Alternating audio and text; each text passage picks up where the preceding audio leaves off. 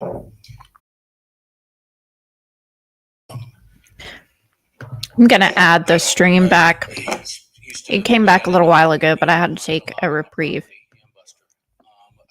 Here in Colvin County, where I grew up. And so I got to know him, that way. This is one of the attorneys And then Paul was at PMPED.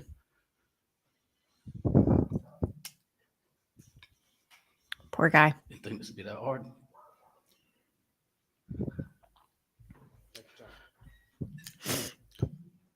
Paul was really good with kids, and he took a liking to my son, who's younger, but he spent a lot of time with him. He'd take him hunting, fishing. They did a lot of hog hunting together. Paul had some hog dogs.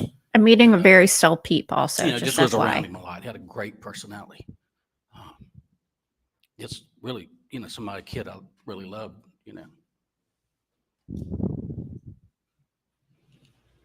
Paul would come over to your property a good bit? Yes, and then, and then sometimes as my son got older, he would go over to Moselle and hunt with Parker. I hunt with Paul.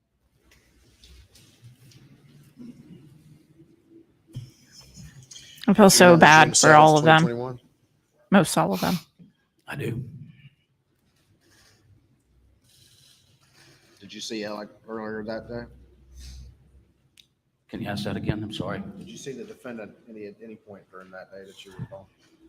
I don't recall whether I saw him at the office. I was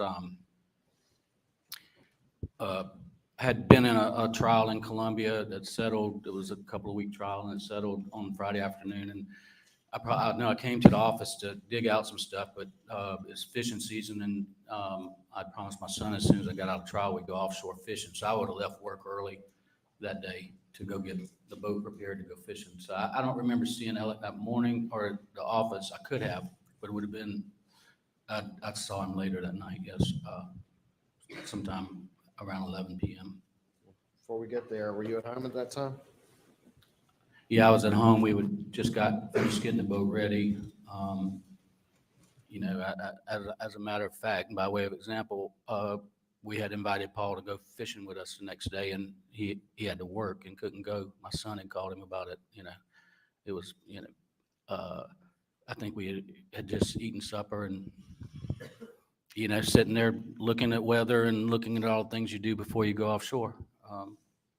Did you get a phone call? Did you get a text? My wife got a phone call, I believe, from Randy's wife wanting my partner, Mark Ball's wife, Lisa's phone number. She's a registered nurse. And it was sort of a quick phone call. She gave it to her. I don't know if Christy just couldn't get it at the time. And at some point after that, I called Randy and asked him, what was going on. And I don't remember his exact words, but it was something about Maggie and Paul being shot. When you heard that, what was your reaction?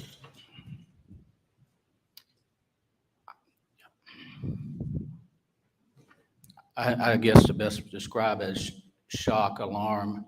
I immediately told my wife I had to go, and I got in my vehicle and started headed to Moselle. Did you get there? About what time do you think you got there? I did get there and arrived at, I'm going to say somewhere on one side or the other of 11 o'clock. Did you go to the residence or did you go to the kennels? Well, when I got there, I could see the lights. I didn't know where to go, but when I got there, I could see the lights at the kennels. And I was familiar with Moselle, haven't been there many times. And so I went to the lights. You could see there was law enforcement lights, maybe it could have been a Colleton Fire and Rescue, but it was obvious that's where you needed to go. So I came in the main gate and turned right on what used to be a runway and went straight to the kennels. Did you get out of your car? I did. Did you talk to anyone at that point? I'm confident that my partner, Mark Ball, was already there. Alec was there, and I know I spoke with both of them. Were Maggie and Paul still there? Yeah, they're Maggie and Paul were there. Was he trying to make him cry? Man. Did you talk to the defendant at any point that night? I did. How long did you stay at Moselle after that first time you arrived? After Maggie and Paul's murder? We stayed outside, and at some point, I'm going to say I stayed until about 3:30. It just seems we were standing around back in the house, and it just like we didn't know what to do or what to say, and I knew that Ella was going to have a long few days, several days coming up, and I was like, guys, we're not doing any good here. We need to all go get some sleep, and so we can deal with tomorrow. And I think I was the first one to leave, and I almost feel like everybody else pretty much left in the period of time after that. But but I know I was the first to leave, and I think it was around 3:30. Did you return to Moselle the next day? I did. Did you have conversations with the defendant the next day? Yes. Over the course of Have any of these people asked him if he was involved? the night of and the next day, Like, you had maybe not right conversations with away. the defendant, did he either tell But you down or lo- were you present down when the he line. related to you his activities the night of June 7th, 2021? Yes, I gained an understanding of the events of that night over multiple conversations and sometimes perhaps just questions, because, I mean, without being a lawyer, you would want to figure that out, and being a lawyer and just having something so horrific, we wanted to contribute anything we could to help figure out who did this, who did it.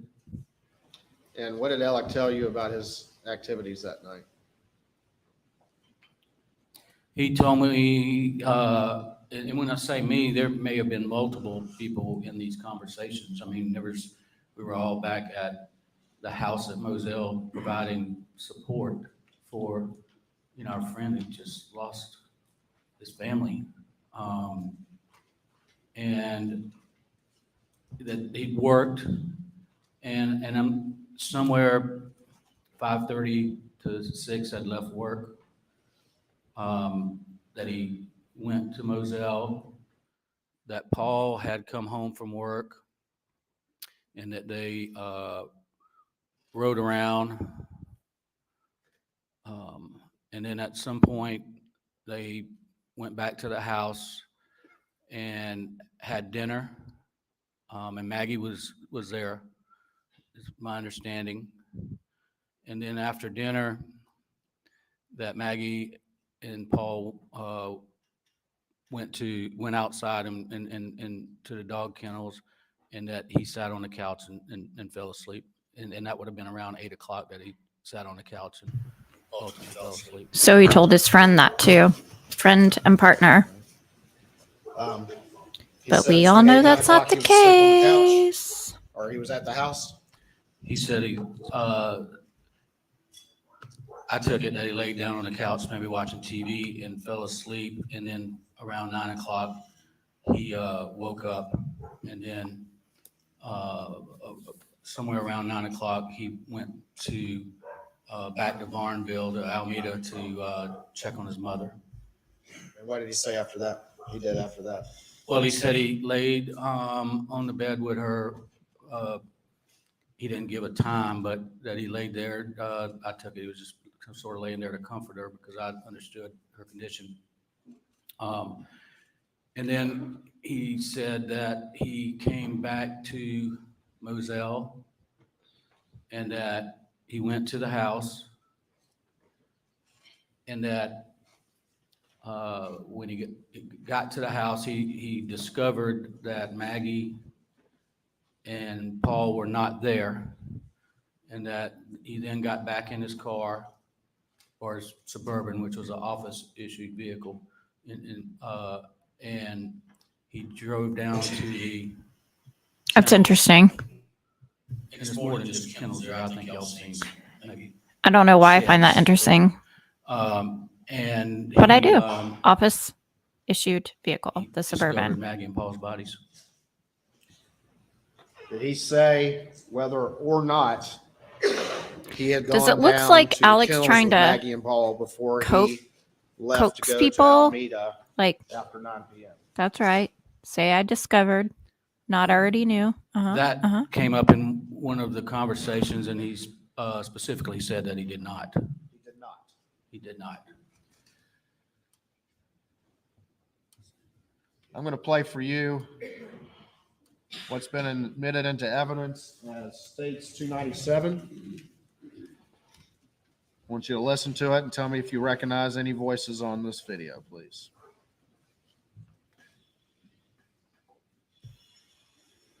It's like, shoot, I'm going to have to do this, aren't I?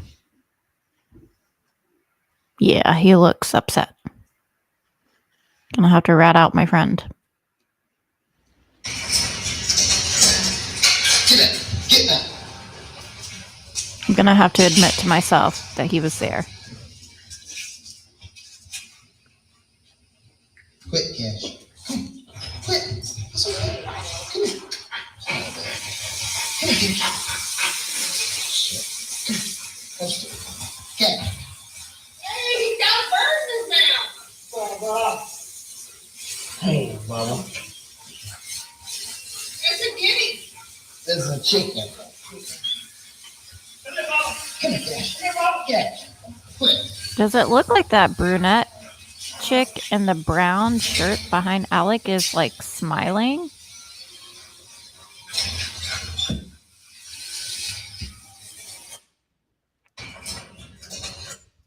I Did you still haven't recognize any figured out if that voices guy on picked his that nose video? and ate his booger yet. The three voices on that video are the voices of Paul Murdaugh, Maggie Murdaugh, and Alec Murdaugh. And how sure are you? How sure are you? I'm 100% sure that's whose voices are on that, the audio there.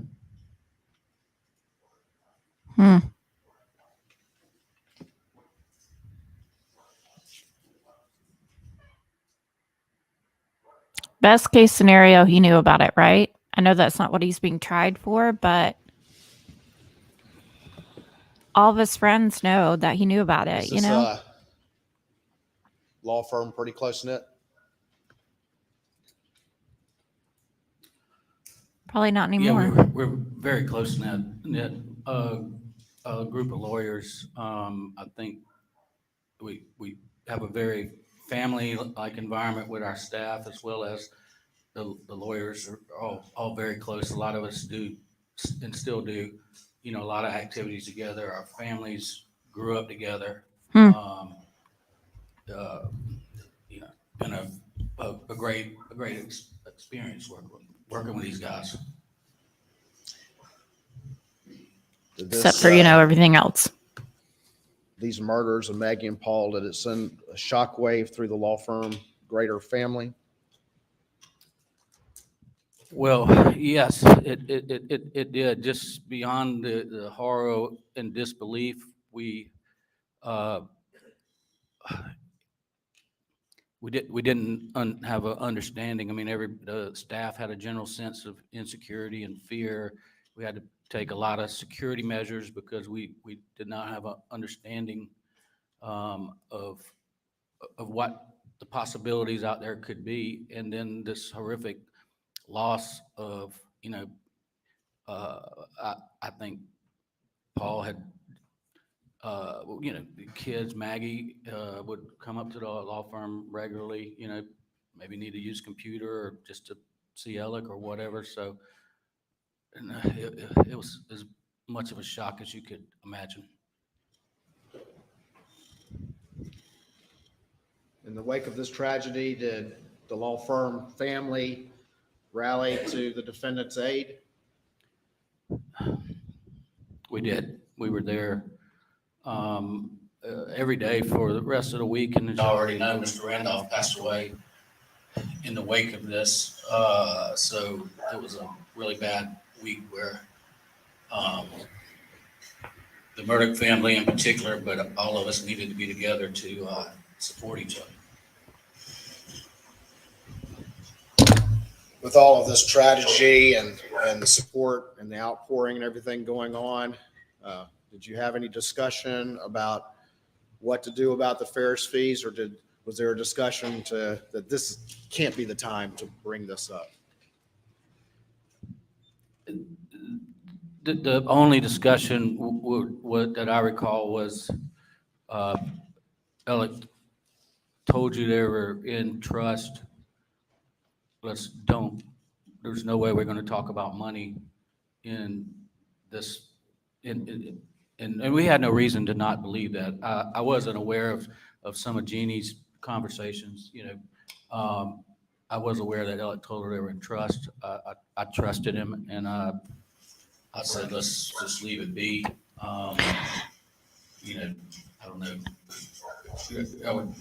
Just not something that you would talk about as money in the wake of such tragedy that had gone on the week of June 7th, including the loss of Mr. Randolph. There's so many people saying it's a jump. July of 2021, did it come to your understanding that at least the firm had heard from Chris Wilson's firm that supposedly those missing fees were in? But you got to understand, this guy and his family have been able to me. I did not look at the email to talk his way out of reported, things for so and that long was and have people just even believe further him confirmation instead that of we didn't have an investigate issue because further. we had worked on This is one of the cases first times with, people have Mr. continued to Wilson's law firm. investigate further, If he's rather said than it, just then take the his word lawyer for it. Who's a friend and colleague said, I've got the money, then, it wasn't something to be concerned about. Before I get to ask you this, you said that you had developed a relationship with Paul. Is that right? Yes, Did you eulogize Paul at his funeral? I did. And you and your son like to hunt and fish and do outdoor things with Paul? We did. And that's how you got to know him well? Well, you got to understand that even like when we go to legal conventions, a lot of time we take our kids with us. And I was just around Paul a lot. It wasn't just hunting and fishing, but he pretty much had free reign of my property. But he would always tell me, Paul was a very polite young man, and he wouldn't just go even though he could. He would always let me know. And he killed a lot of his first deer on the property, and just got to see him grow up. Sounds like he was like a Paul second had son. Shotgun he favored, to your knowledge? I would see Paul with a like a 12 gauge Benelli Super Black Eagle. Yeah, I've seen him with that a number of times. Did Paul occasionally like to hunt hogs? There was a period of time where he was obsessed with it.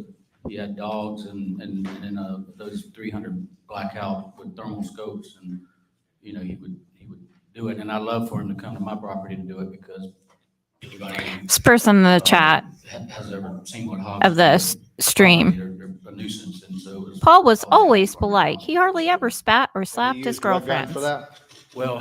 Didn't deserve to be murdered. In the but early years, he used a 300 a lot, and then they got where they were just catching 'em shows and you, and is killing 'em kind with of a knives perfect and stuff like example that. in So Alec's the case, hog how hunters people can do it have a different different ways, but experience with the 300 same blackout, I person. think, was usually accompanying them.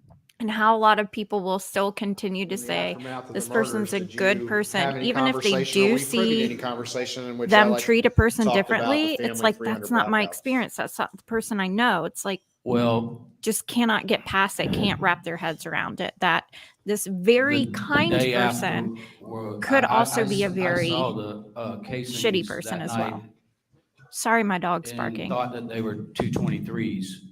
And when I found out the next day from somebody with Carlton County, one of the guys I knew who was there, that there were actually 300 blackouts. You know, we started inquiring of where Paul's and Buster's 300 blackouts were located. And I remember asking Alec about it, and he said that one of them was in the room and that he didn't know where the other one was. Did he mention a third one at that time? At some point, he did, that there What was did he a, say? Go ahead. he said that one of them had gotten stolen or misplaced, which if it was misplaced, that would not seem odd to me because Paul was pretty good about, he would sometimes leave his guns at my place. My dog is And not then he had bought a helping. Hey, replacement at some point, Nikki, and how I are don't recall you? the dates on any I'm of that. sorry I'm large on your TV screen.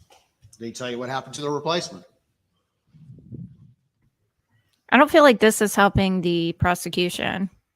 So anybody could have No, gotten I assumed that the replacement was. that they one of still his had a guns replacement. and did this. I never heard anything about anything. I feel like this helps the replacement. defense. Just that they had a total of 3, and I remembered that Mr. Bedingfield had built those rifles.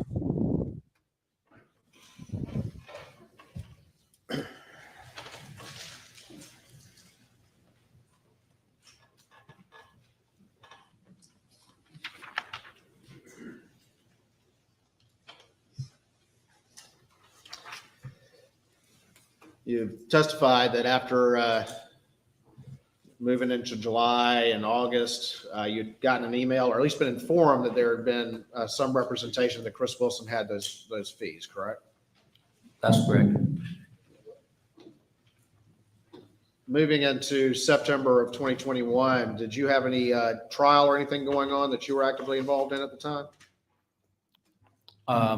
At the end of August, early September, I was getting ready for a products liability trial over in Dorchester County that was going to last several weeks. Did you receive any communications from your firm about any issues regarding the defendant? I just saw some weird stuff in the chat on the stream. I don't know. About We were doing pretrial. I don't know what it was. Motions, things that you do before trial starts. There's a lot of work that gets done by the court. And so we were taking care of a lot of things that would keep the jury from waiting around during the trial beforehand. And September 2nd, we were over arguing motions and taking care of pretrial matters. And so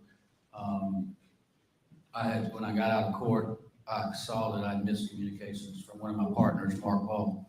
And I called him and he said, "We have a problem." And I was like, "What?" And he said, "You have to come now." And I said, "I'm just walking out of court. I need to go home and eat supper, and it's not on my way." And he didn't ever tell me what it was, but he said, "You have to come now." And I could tell the urgency. And so he told me where to meet him, and that would have been in Cummings, South Carolina, at my partner Danny Henderson's. Yes, that's what it's called. place. It's called Cummings, South Carolina. And which was not on my way home, but he was so insistent that I went there and met. When I got there, Danny and Mark were there waiting on me. And ultimately, what was your discussion?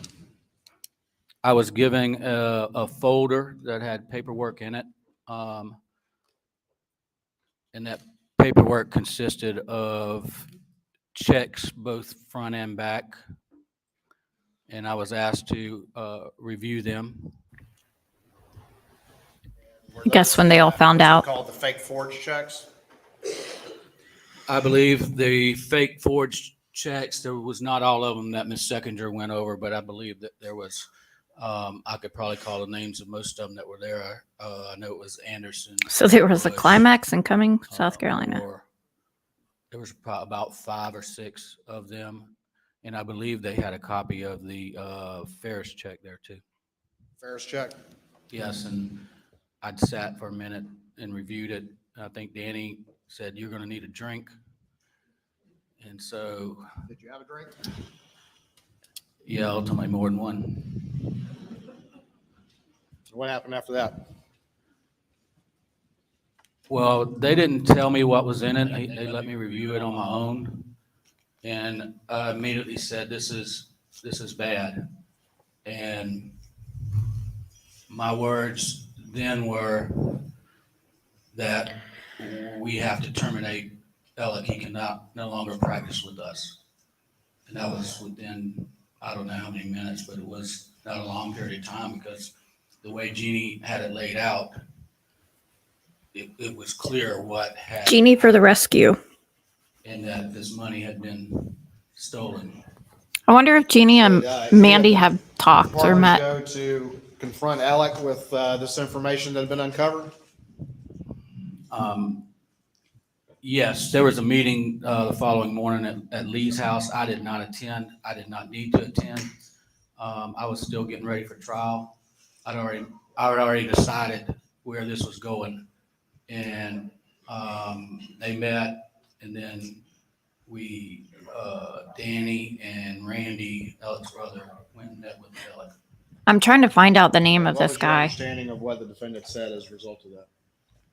That he admitted and said that he knew he was going to get caught at some point in time.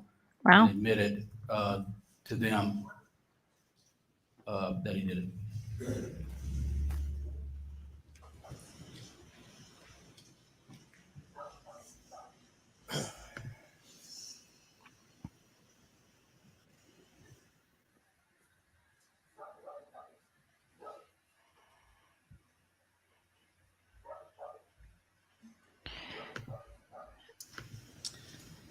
Again, I'm trying to find the name of this particular attorney. I don't know why Ultimately, it's like did there's the so firm much engage in a information, you very Googled extensive something, investigation to determine the extent 20 things, of any different things alleged come up. misappropriation that the defendant had done with related to client fee, or excuse me, firm fees or client money? We did. We initially turned over what we had to state law enforcement, and then decided to, we immediately decided to hire an outside auditor, a forensic auditor, to come in and look at our books to see if there was anything else. But parallel with that, we were doing our own internal investigation into his files. And was Jeannie Seckinger, as your CFO, was she heavily involved in that review? She was a point person doing that with whatever support staff she needed under my supervision and of Mark and Lee's supervision. And have you seen spreadsheets that she's made and other documentation that's been put together and gathered by others in the firm as that investigation went forward? I'm very familiar with all of it. And are the results of those accurate as you've been able to review firm records and gather information? The documents that were entered into evidence earlier today through Ms. Seckinger are accurate.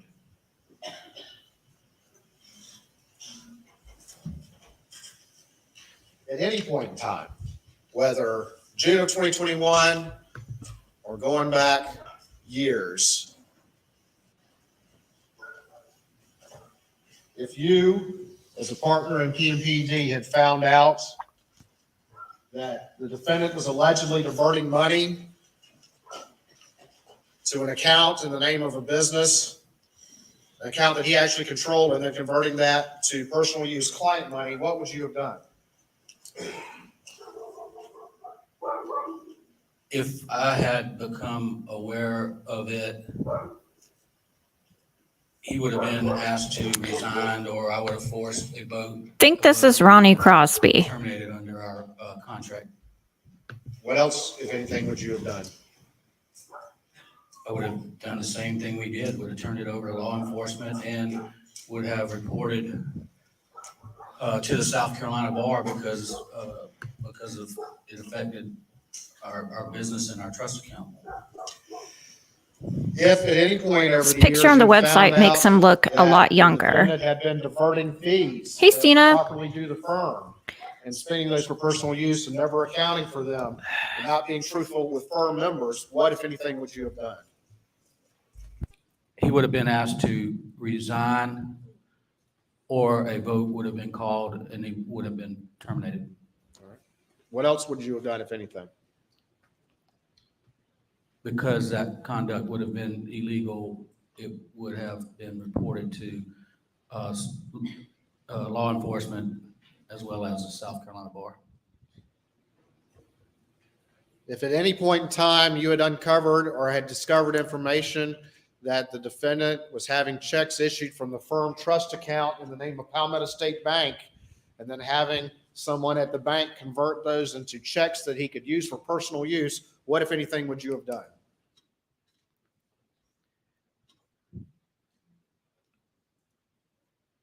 Would have asked for his immediate resignation and or forced a vote, and he would have been terminated. His activities would have been reported to law enforcement, as well as any activities of anyone at the bank who was complicit in this what I would call a money laundering scheme. And in each one of those instances, would the firm have also engaged in a detailed review to determine the extent of any alleged misappropriation? Well, absolutely, and I could only wish that one of those clients early on had brought that something to our attention, so we could have dealt with it years ago. Nothing further this time. Yes, sir.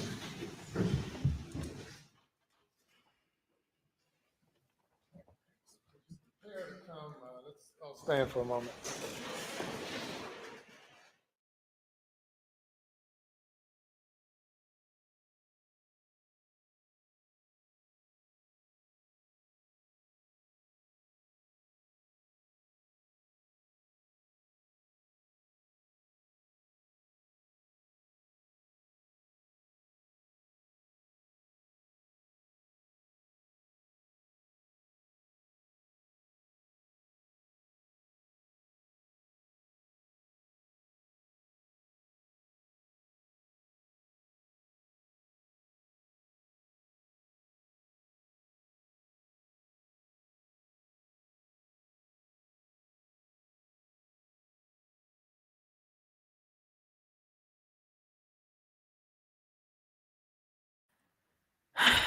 Realized I was muted. My point is, after all of those years, there had to have been one client who was wondering where their attorneys, where their settlement funds were coming from. And if there were, who did they call and ask that question? Was it just Alec? Was it the paralegal? Did they contact anybody else in the office? Like, hey, I know, like, Alec says he's busy. You know, it's been 2 years. I don't have any of my funds. Can you help me out with this? I'm not sure why this wasn't on anyone's radar. And don't get me wrong. Good afternoon, Mr. Crosby. Alec is the one who did this. He is the one who's the criminal. It has to be like, what? My gosh, I'm just horrible at words. Like a, not safety plan, but some sort of procedure in place, some sort of protocol in place. There it went. So it's good. It's good. We're good. To have like a year. Mr. Crosby, I was struck. End of experience review. I'm going to get the word in a minute. And I'm going to shout it out while I'm muted. So nobody ever knows. And then I'm going to forget it after I unmute. You'll never know what it is. By folks at the meeting when Alec was confronted about financial misdeeds, according to the reports you received, that Alec's response was he knew he was going to get caught at some point in time. Is that what was reported to you? That's what I recall.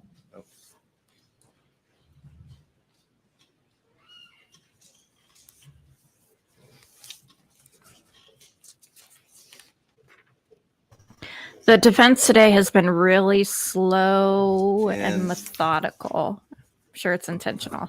I would love to He take did, he asked you to speak trial psychology eulogize classes. Paul I would love that. at Paul's funeral, right? I never want to be an attorney. He did, and I did. I just want to know. And you was very close to Paul, and Paul was a super guy, wasn't he? In some cases, yes, I believe Yes, that's to the both those case. questions. She says, was he giving them any money? Like Um, maybe they got enough to not be suspicious if they were getting annuities. You said that. In that later Paul, years, I don't think so. The carried around Satterfield boys, 300 blackout his and a 12 gauge shotgun, housekeepers, Benelli, two sons, Super never Eagle, I received believe any you money said? until they found out. That's my memory. That he took it. And then, obviously, they had numerous guns, but I had seen Paul with those on multiple occasions.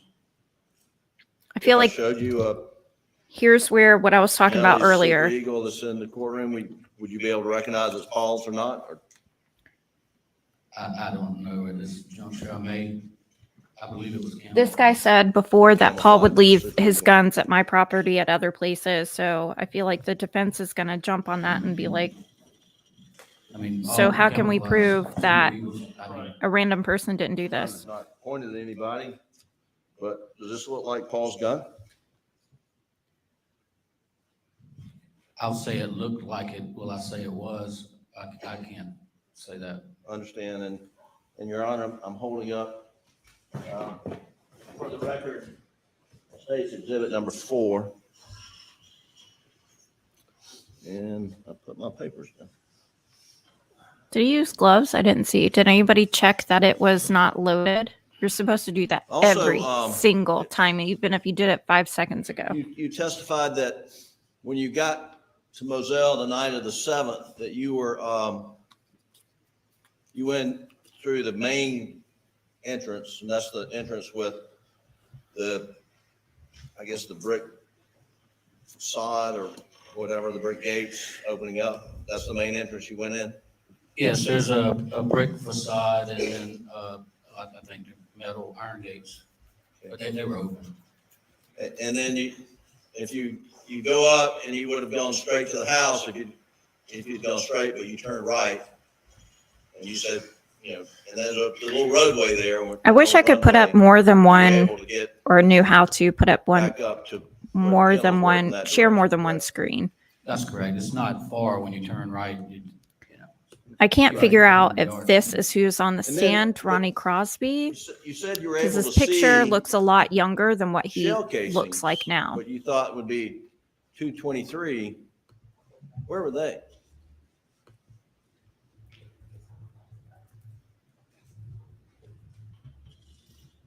The one, I don't think I saw everyone that was there. I remember seeing one, seems like in the driveway.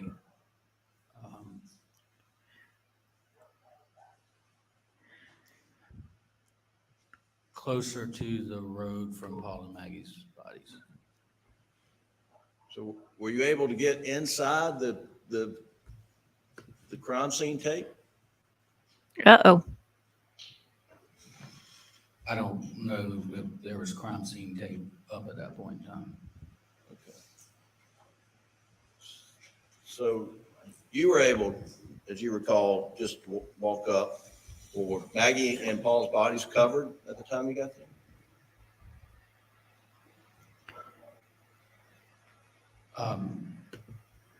Yes,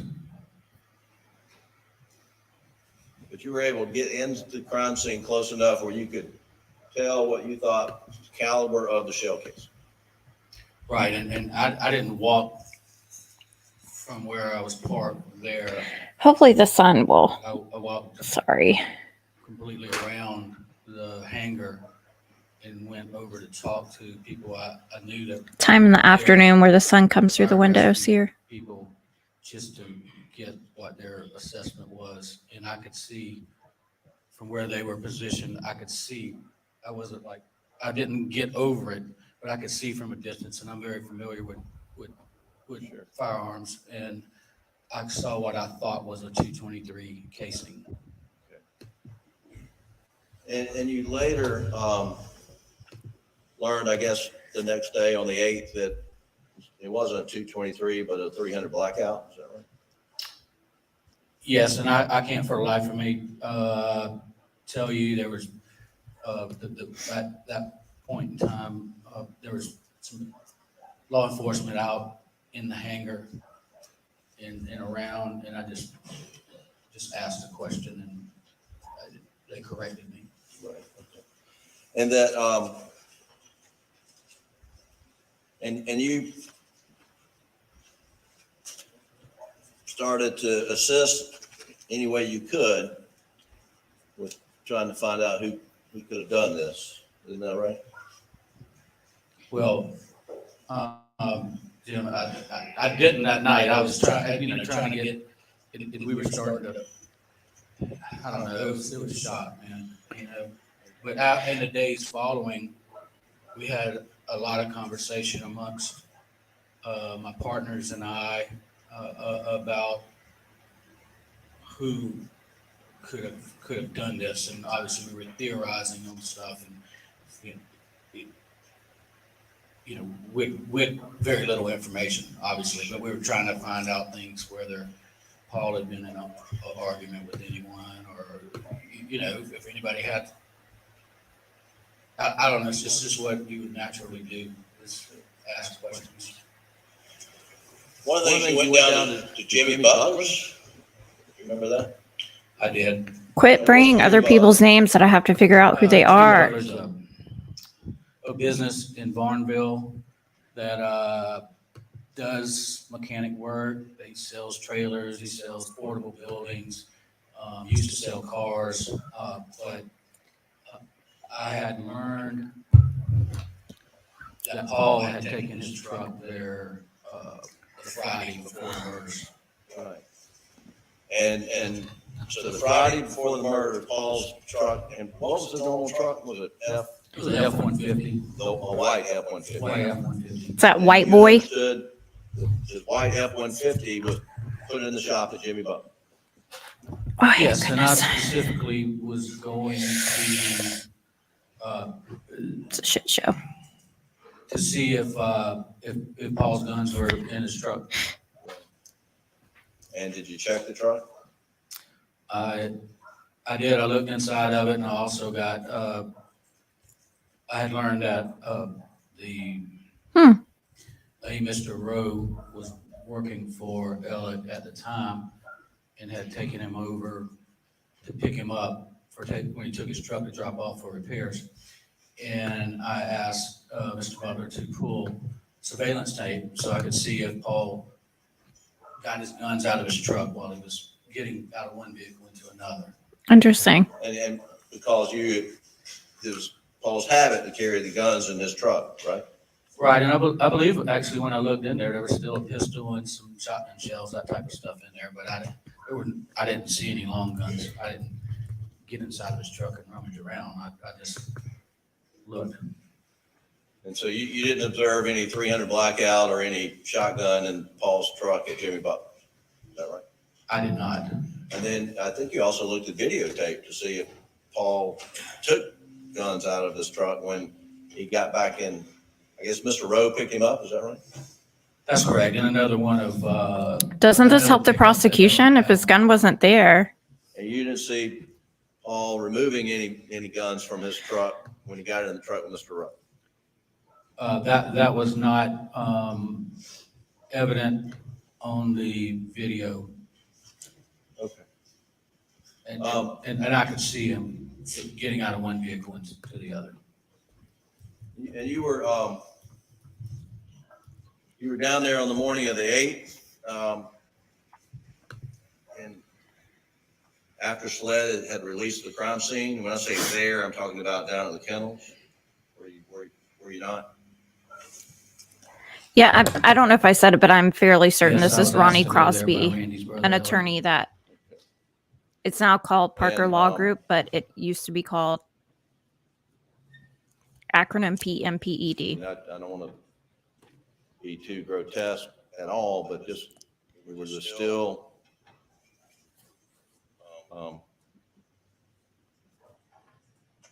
blood and biological material there at the scene?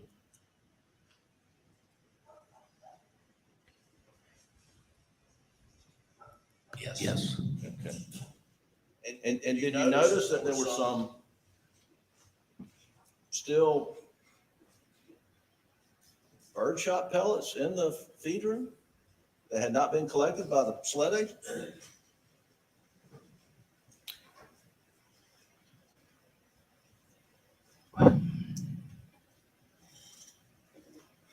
Yes. They were what appeared to me to be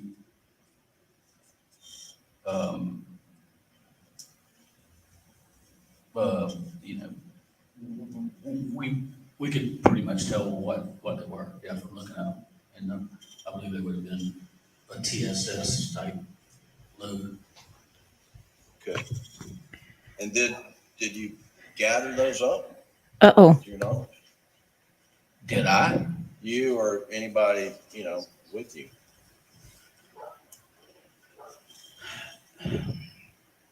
Uh-oh. Jim, I mean, Mr. Griffin, I apologize. Call me. We know each other, so I Please, apologize. call me Jim. That area in that room. Yes. He's being questioned by the defense Well, right we now. could see them. It was so bad. We thought we were going to, at some point, clean it up, but it overwhelmed both my partner, Mark, and I. Why would they be cleaning it up? See everything, all the other aftermath.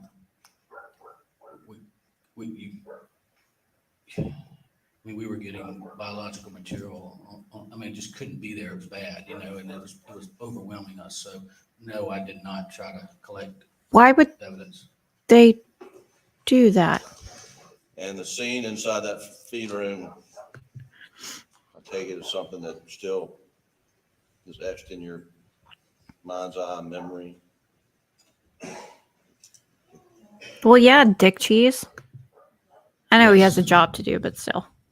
This has got to be a weird thing to be on friendly terms with Alec, with the attorney when you were down that's there when you got there the first time, I think you interviewing him right you went now, up with to Mark Ball and he was there and to He be got there before you? discussing Maggie and Maybe a few Paul's minutes.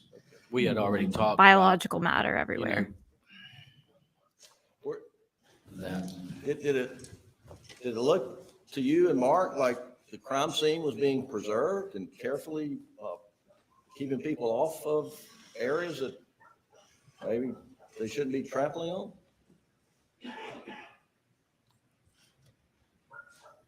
Well, it was my understanding that the crime scene had been released, so that. I'm talking about 11 o'clock. I'm sorry, I jumped back. 11 o'clock when you got there, around 11 on the night of the 7th. When you pulled up, as I understand, you walked around the shed, the workshop, and went to the back. Do they? Mr. Ball's back there. I could have that wrong, but is that what happened? Well, we were there.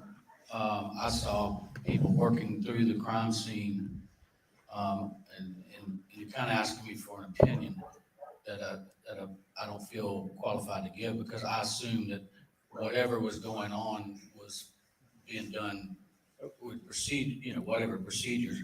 But there were people in that, in the crime scene doing various things. Okay. And I'm not asking you to give an opinion. I was just asking you if anyone expressed an opinion. In Kind of, you are. They shouldn't be doing this or should be doing that. Isn't that hearsay? I don't specifically recall. Did at some point in time, That's hearsay. you and Quit barking. Mark and whoever else, were y'all directed to go to the main residence? We were, and for the life of me, I can't tell you who told us to go. I can tell you it was at the time that whoever. Not that this the gentleman would photographer for the lie, crime but scene They were You getting can ready to tell him start hesitating to get his answers Yeah. very precise taking and correct photographs, because and it was the stated that attorney that's interviewing we're gonna him was photograph the there scene. also.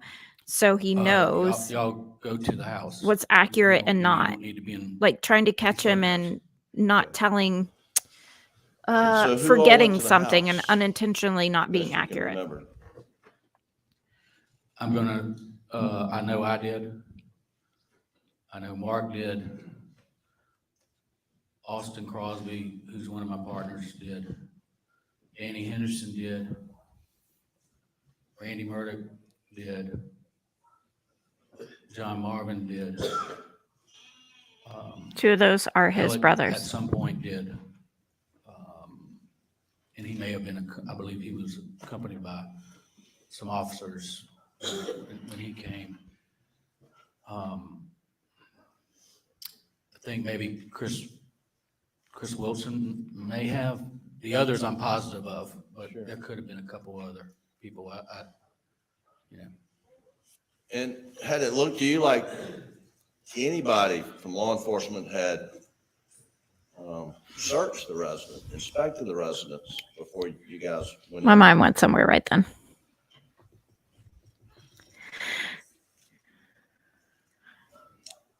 I don't know that I would know what it would look like if it had been searched. It was my perception that it had not been searched yet. And then you mentioned at some point in time, Alec came up and maybe law enforcement were with him. Mr. Griffin, my memory is that Alec came in and at or about the same time, two agents came, and I remember them collecting his clothes is what stands out to me. One stood in the doorway or the foyer to the house. We were kind of in the living room and maybe the kitchen area, and then another agent, and I'm assuming it was SLED, but it's kind of blurry, and it happened pretty quickly. Went maybe to the door of the bedroom while Elliot was changing clothes, and then he brought his clothes out. And I'm thinking this is the guy who was privy to a conversation that was under question, whether it fell under And did the agent just open up a client a attorney bag and privilege. Alec dumped his clothes in the bag? Is that how you remember it? A paper bag? I did not know what the composition of the bag was. It was a bag, and it seemed to me the agent was holding the bag out like open, Right. and that Alec kind of had his clothes in his fingers and just dropped them in is what my memory was. And what that was, I don't recall there being one bag and he dropped them in, and it was like a pretty quick transaction. His clothes were not put on a hanger for sure. So, No, Alec had them in his hands when he came out of the bedroom. He was in there long enough to take those off, and I think he put back on another pair of shorts or something and shirt.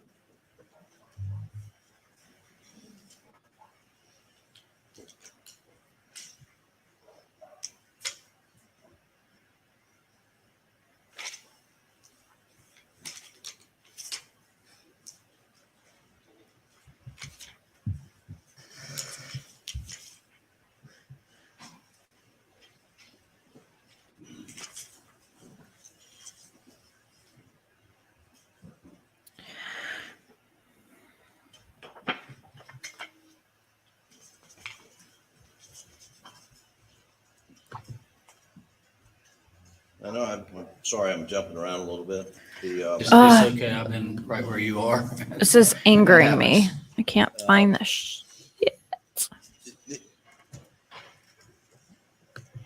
I think you mentioned in one of your interviews with SLED that Alec had some annoying quirks, and one of them, he would just take phone calls in the middle of the deposition. He would. Would he get phone calls from his family, Buster, Aggie, and Paul, and drop everything and take the calls? I've witnessed that. Was that frequent? Yes, he would do it in depositions. He would do it in the middle of a conversation. and not with them, but definitely with them. And even in partner meetings and stuff, he would take a call and walk out of the room. Sure, sure.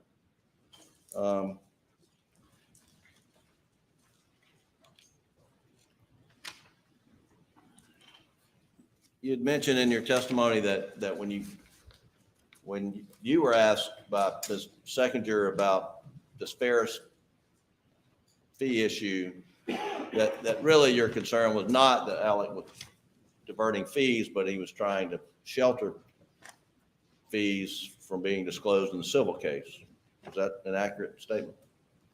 Well, let's make sure definitionally we're talking about the same thing. My concern was not that he was stealing because I trusted him. I had no reason to believe that he was stealing. It was the latter, that what she conveyed to me was he was wanting to hide some. Are you fees referring or to hide Alec money or somehow. I don't remember it being said that it was the defense like attorney? I heard earlier in Maggie's name, it was just that he was gonna take the fees from Chris Wilson's account so there wouldn't be any record. I know understood this it, guy and I is the trusted him. one, but I want to And you said F no. confirm, we're not but doing that. this is the attorney were that my they brought words. in yesterday while the jury was not present for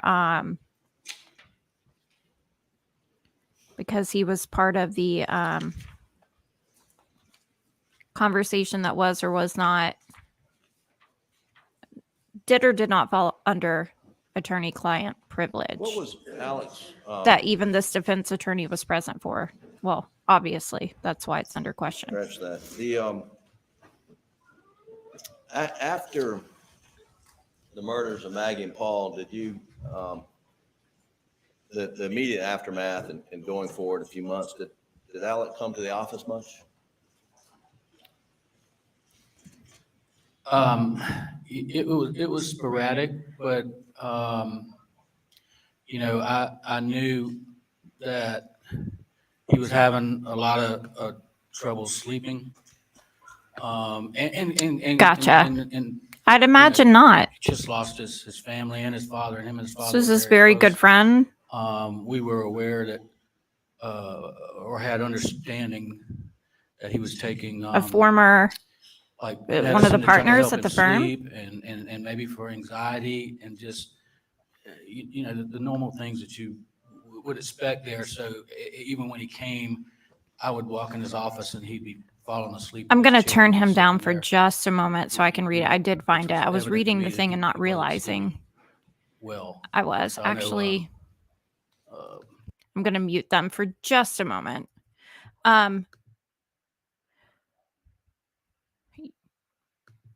Yeah, members of his good old boys club. Yeah. This is so hard because this is what gives genuine people who happen to be Southern like a good name or a bad name. There are people that this is their general demeanor, mannerisms. But the majority, not the majority, but people like this make it seem like everyone who's kind of like a good old Southern is corrupt and gross and evil. If this guy was, I'm starting to feel like he's not anymore, or perhaps didn't realize what he was a part of or adjacent to. Let me find this. Okay. So this is from yesterday. Oh my goodness. Where is it? Yeah. Ronnie Crosby takes a stand. That this was at 11 a.m. yesterday. He is a lawyer at Parker Law Group, which was formerly PMPED and former partner of Murdaugh. So they're kind of recounting what happened on the stand, which is Waters, which is the prosecutor, Creighton Waters, asked Crosby that was present at a June 10th meeting at John Marvin's home. John Marvin is Alec's brother, one of. Crosby recalls Mark Ball, Lee Cope, John Marvin Murdaugh, Buster Murdaugh, the surviving son, Jim Griffin, who is the defense attorney talking now, and possibly Corey Fleming being there. And Corey Fleming is one of the people that's tied into the financial crimes. He says others could have been there as well. Crosby says they were all there as friends and they had been with Murdaugh every day since the murders. During the meeting, Crosby says Murdaugh went over the timeline the night of the murders. Water asks if the statements were being made quietly to Griffin or to everyone in the room. Crosby says the two did have a private conversation, but this specific conversation he was referring to was not private. So I think this is going to go into his blah, blah, blah, blah, blah, testimony today. Something that Sounds like perhaps there was some those of us in the law firm know a lot, conflicting just spend time statements on said at meetings, this June 10th together, meeting in in they were regard there, and to I'd ask, Alec to the timeline come of that over. He evening. came by boat from Edison. And Alec was carrying a gun with him on the boat, was he not? Yes, he had a gun in a what I want to call a shopping bag, like a cloth type, shopping bag, not one of those plastic ones. Had you ever seen Alec carrying a gun around before for protection before the murder? No. I guess this is afterward in Edisto, which is an island off South Carolina, Some point in time, or at least the coast. Alec Is it and an Buster island? and the family put out a reward, did they not, for capture of? Yeah, for like a tips or split second whoever, they did, and then they lead took to it the away. arrest of whoever killed Maggie and Paul. You remember that? I do remember that, and who all was involved in the funding of it, I don't know, but there was a reward, I believe I know a reward was put out. And the firm agreed to administer it if there was anyone step forward. We did. 1 second, Your Honor.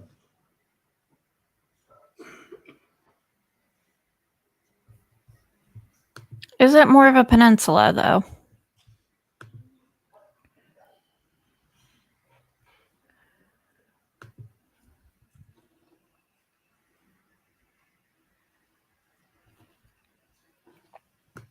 That's all I have, Your Honor.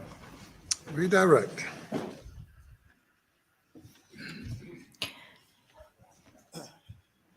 It looks like an island, Ever but pay anybody for that potentially reward? my husband could tell better. He was there for You asked a lot of questions about your interactions and relationship the with Alec coast Murdaugh. recovery You know Alec after Murdaugh a how long? hurricane. We've got some shells from there. I've never been there.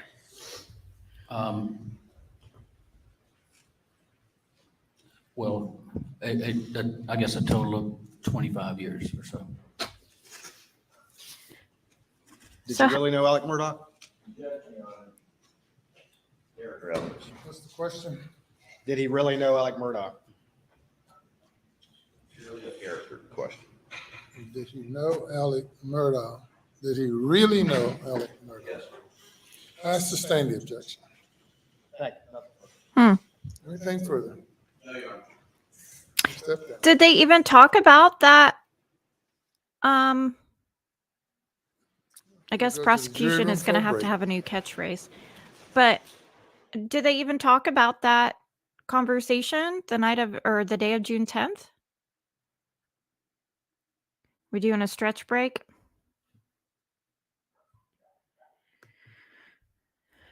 Stina asks, is fraud a big problem in South Carolina? I remember Todd Chrisley used to talk about wanting to go into politics in South Carolina. Well, did Todd Chrisley have any fraudulent issues in South Carolina? I don't know. Yeah, he is from South Carolina originally, I believe, closer to Georgia. What's coming up next, Mr. Waters? Your Honor, we have the GSR expert, and that's the next. I don't thing, know if fraud is. I think we can get that witness done before the end of the day. But in my experience, covering for people and being like I don't even want to say of certain families, even though that is part of it, but being of similar mindsets from about that timetable. years, families, and generations Well, we'll ago. take about 7 minutes. And corruption, yeah, I would say yes. I would say yes. It's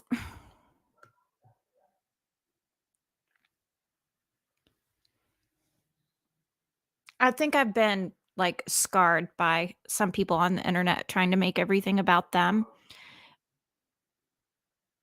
And I try to reiterate, I don't know these people. I don't know anybody who directly knows these people. Again, 5 degrees away in some form or fashion, not related to, but have been around.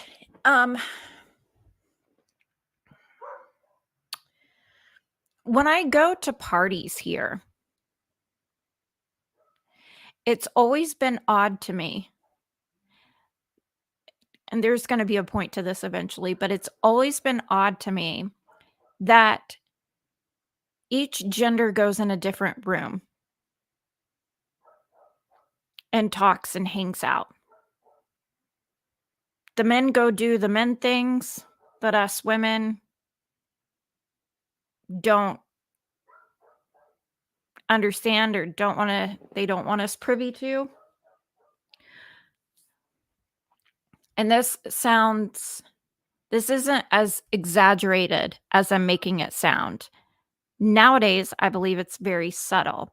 However, when you're kind of in a vacuum, like I believe Hampton County, Colleton County, those places are, and whenever it's just a select few people who have, or few groups of people who have more influence and power, then everyone's going to kind of toe the line and just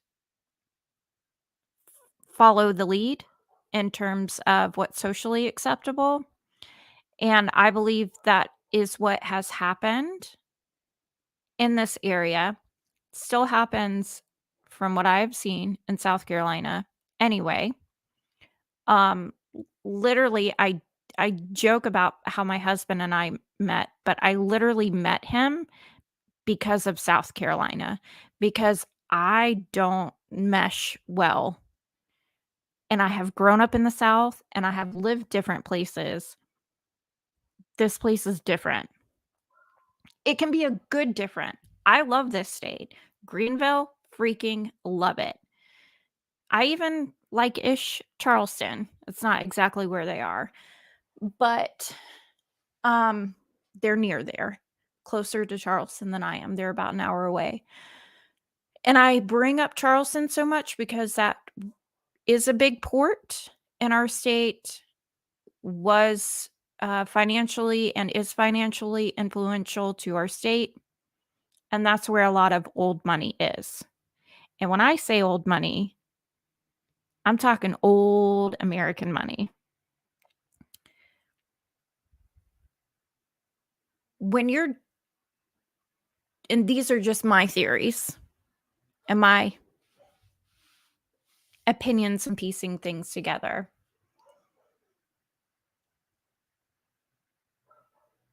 But when I'm only a few generations removed, and by that, I mean I have grandparents who remember people being owned. If you think what it takes to have that type of mindset, to be that way, to literally own people, not think of them as people,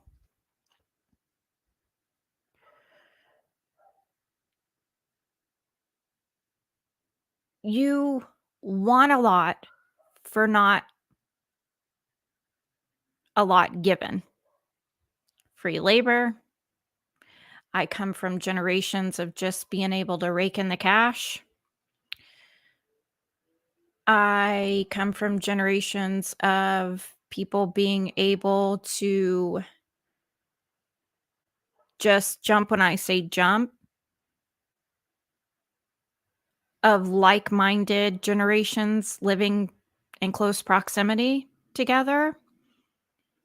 Where I live now is more of a bigger town. We have over 500,000 people here. When I first moved here 20 years ago, it felt a little smaller.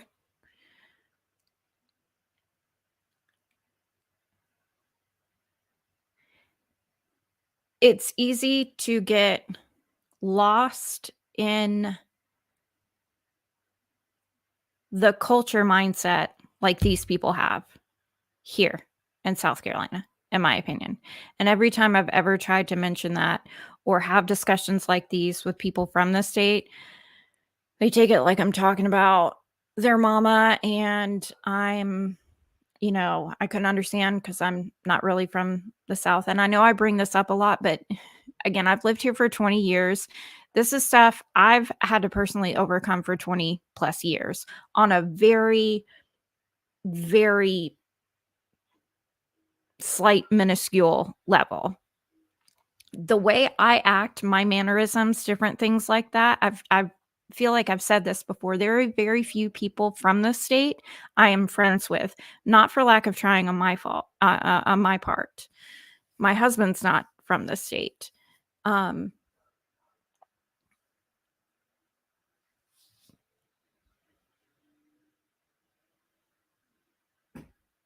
could go on hours long rants. Yes.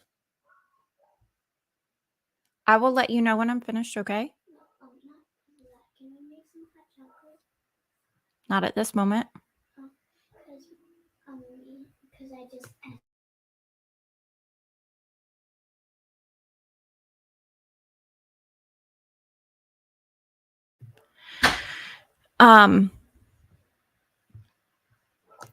Yes, it's very old school. And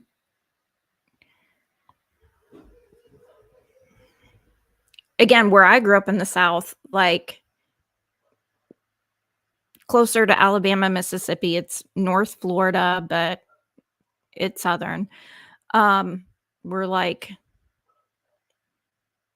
I was 15 minutes from Alabama, Louisiana Bayou adjacent, Mardi Gras adjacent, which again, in and of itself is a different kind of South, but we all still recognize each other as Southern. People here are like, if you're not from South Carolina, you ain't Southern. Okay. Which is weird to me in and of itself. But, yeah. Again, sorry about the sun. It's just a different culture here.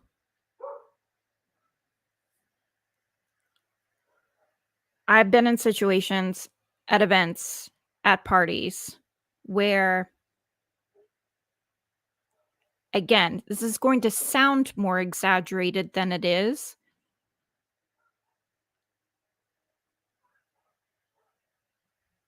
There are subtle ways to kind of ice people out, or because they're not going to make a scene. They're not going to bring a fuss, bring attention, negative attention to themselves.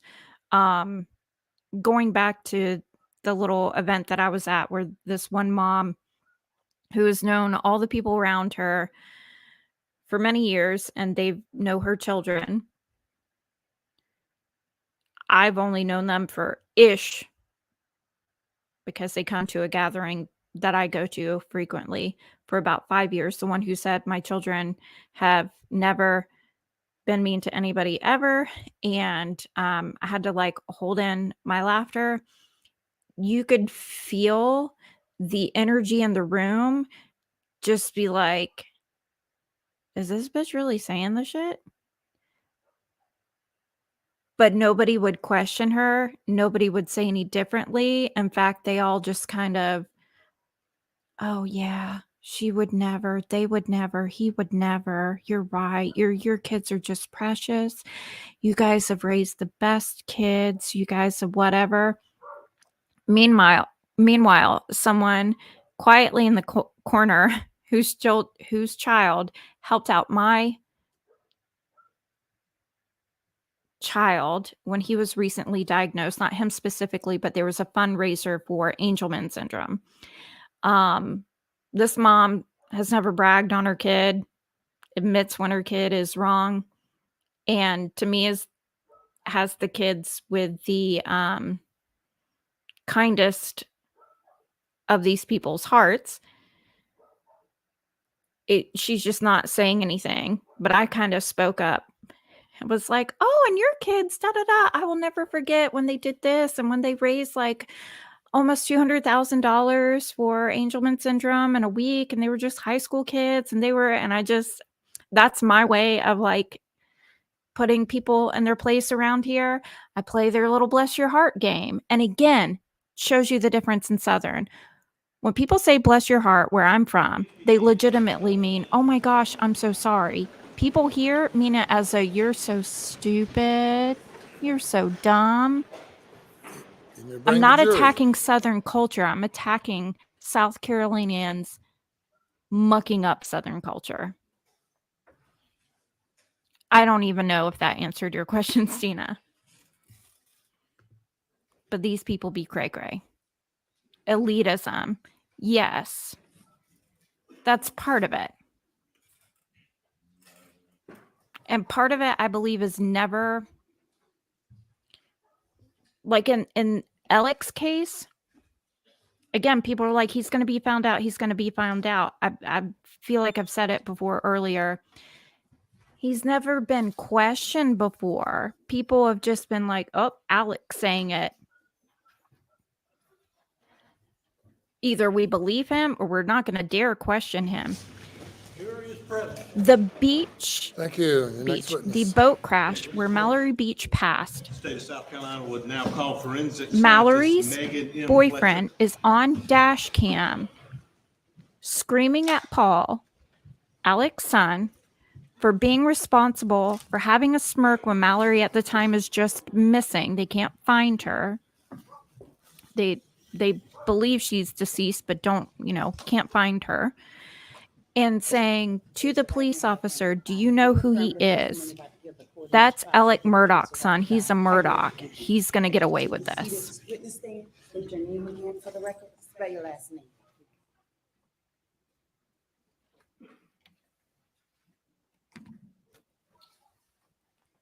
If My name is Megan elitism, Fletcher, Fletcher. Megan Fletcher. If elitism doesn't just Good afternoon, Ms. refer Fletcher. to Good afternoon. money, With the court's permission, we're going to end day 12, okay? Yes, sir. then I agree. Could you Oh, please tell the ladies and passive gentlemen of the jury aggressive is a perfect about example yourself, of all of but them, also your background, your training, which I'm not very in the good at, field but of I've learned. expertise I've asked you I've to learned how testify to- about here today, please. Yes, sir. So I grew up in Ohio. I was born and raised there. Oh, they're not going to After I like her. graduated from high school, I attended Chatham College in Pittsburgh, Pennsylvania. I graduated from there in 2005. Literally, My back in the bachelor's day, degree in cameras, biochemistry media, and English, this girl, just After that, because I she's went from, to girl, Marshall woman, University, look at me, where I acting obtained like my that, master's in forensic would science, be emphasizing in computer immediately forensics discounted and because forensic she's chemistry a Yankee 2007. from Ohio and she's a female. I then started my career at SLED in 2007 as well.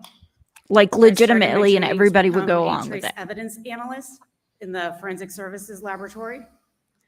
And the first thing that I started training in was gunshot primer residue analysis She couldn't Why'd you possibly come know to South about Carolina? ammunition either. for the job. Okay.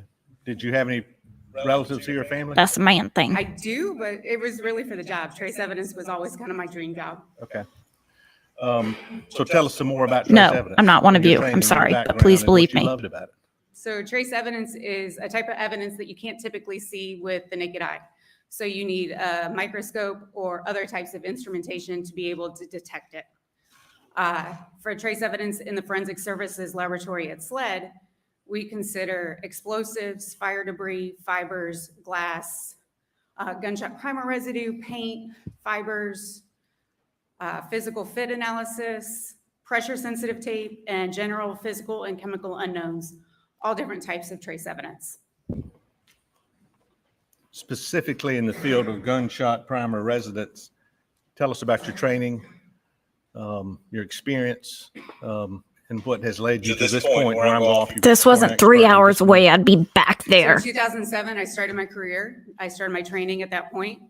I began an 11-month training. And if it wasn't on program for, national TV, gunshot I don't want to primary be on there picking my analysis. nose and eating my It's an boogers in-house like the training red shirt program guy. that consists of practical, written, and oral examinations in the theory of gunshot primer residue, as well as the instrumentation used to analyze that type of evidence.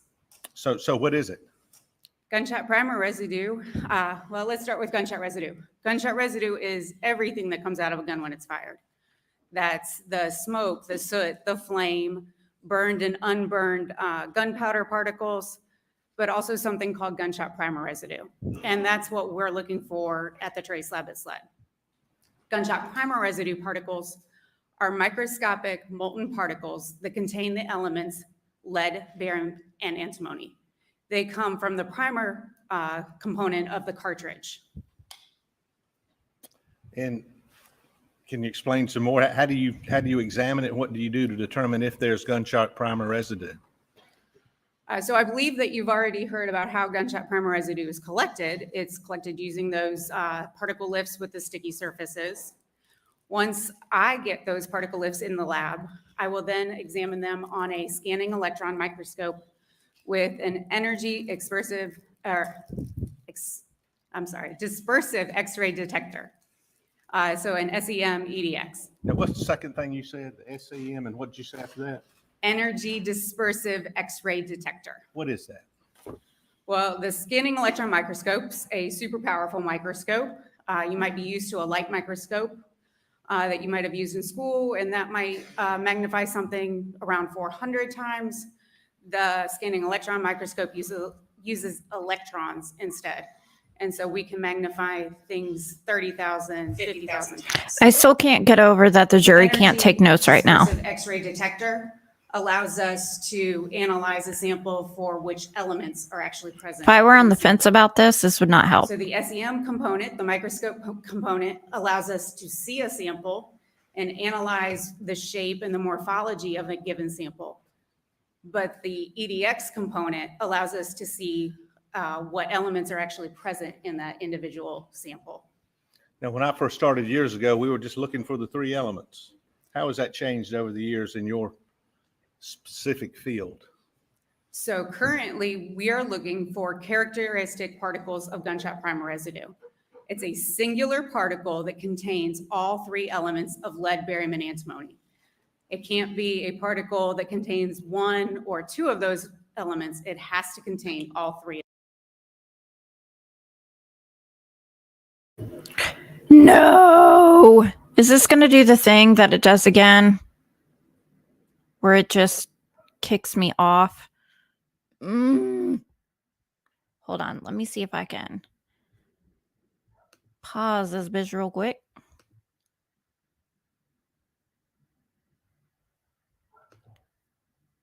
StreamYard, don't kick me off. So molten appears to be rounded in shape. It looks like it underwent high heat and pressure. Lots of times they're spherical, so like a ball, but sometimes they might look like a football. Just have to have like a rounded shape to the edges. And This is really how does fascinating evidence to me, get to although you? Forensic scientist Megan Fletcher, how does it actually come to you? There's different circumstances, but typically evidence is submitted from a local agency or SLED, and it's submitted through the Evidence Control Department. The Evidence Control Department assigns it a unique lab number, and each item of evidence is assigned an item at that time. It then is brought up to the trace lab by either myself or another analyst or a technician, and then it goes through the process of inventory and then analysis. How long have you been doing this? Over 15 years. You love your job. I do. And how many analysis have you performed in the field of, well, in trace evidence to start with? Over 1,500 cases, samples, well over 3,000. And have you been offered in courts of record of this state and other states perhaps as an expert in the field of trace evidence and gunshot primer residue? And have you been so accepted in courts of record of this state as an expert in trace evidence and gunshot primer residue? Yes, sir, 49 times. Your Honor, this time the state of South Carolina would offer forensic scientist Megan M. Fletcher as an expert in the field of trace evidence to include gunshot primer residue.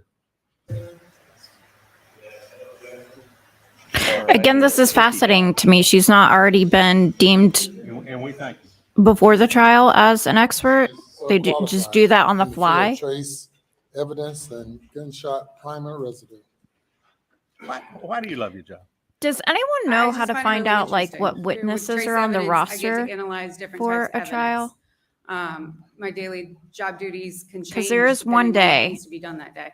Any day I go, Let's go which over would probably some- be everybody. But I don't know how to find Just- out who testifies when. Is that a thing? I feel like it's a thing. I just don't know how to. On a live person, human being, Yes, sir. blood flowing. Yes, sir. Is there a period of time after which SLED's guidelines say we won't try to determine if there's gunshot primer residue on somebody? Yes, sir. What is it? Beyond 6 hours, we will not analyze a GSR kit from a living individual. And the reason that we will not analyze that is because in-house studies as well as peer-reviewed published studies have shown that gunshot residue so readily transfers and is so readily removed around 4 to 6 hours that beyond 6 hours, it couldn't be tied back to initial. So that kind of narrows down the time he was there too, What's the then, common sense if it answer shows why up, you won't which do it I've in 6 heard. hours? So if On you his shoot a truck, gun, as soon as you him, put that gun down, the you essentially raincoat, start to remove those gunshot primer residue particles. all have They residue on aren't it. destroyed, That's what I've heard. but you're simply transferring them to other objects. You might be putting your hands in your pocket. You might touch a steering wheel. You might wash your hands, and that would remove most, if not all, of the particles. So beyond that 4 hours. you're Did really he not looking at wash his total hands? Removal of those particles. So if you didn't wash your hands, just everyday living or touching could, Yes, funny. after over 4 hours, you wouldn't want to, or 6 hours, I think you said it is now. 6 hours is our policy, but an in-house study with controlled participants where we informed them that they weren't allowed to wash their hands and told them to basically stick to clerical work, we really saw that drop off around 4 hours. If you did wash your hands, and you know somebody washed their hands, they told you, hey, I washed my hands, would you test it? We would. But would you expect most of them to be gone at that point from I- washing your hands? It depends on how well you wash your hands. We expect most of it to be gone, but we've seen it to still be present even after somebody's washed their hands. And you did a little bit, if you can do a little bit more for me. Gunshot primer residue, is there a certain, I mean, how do you determine, is there a certain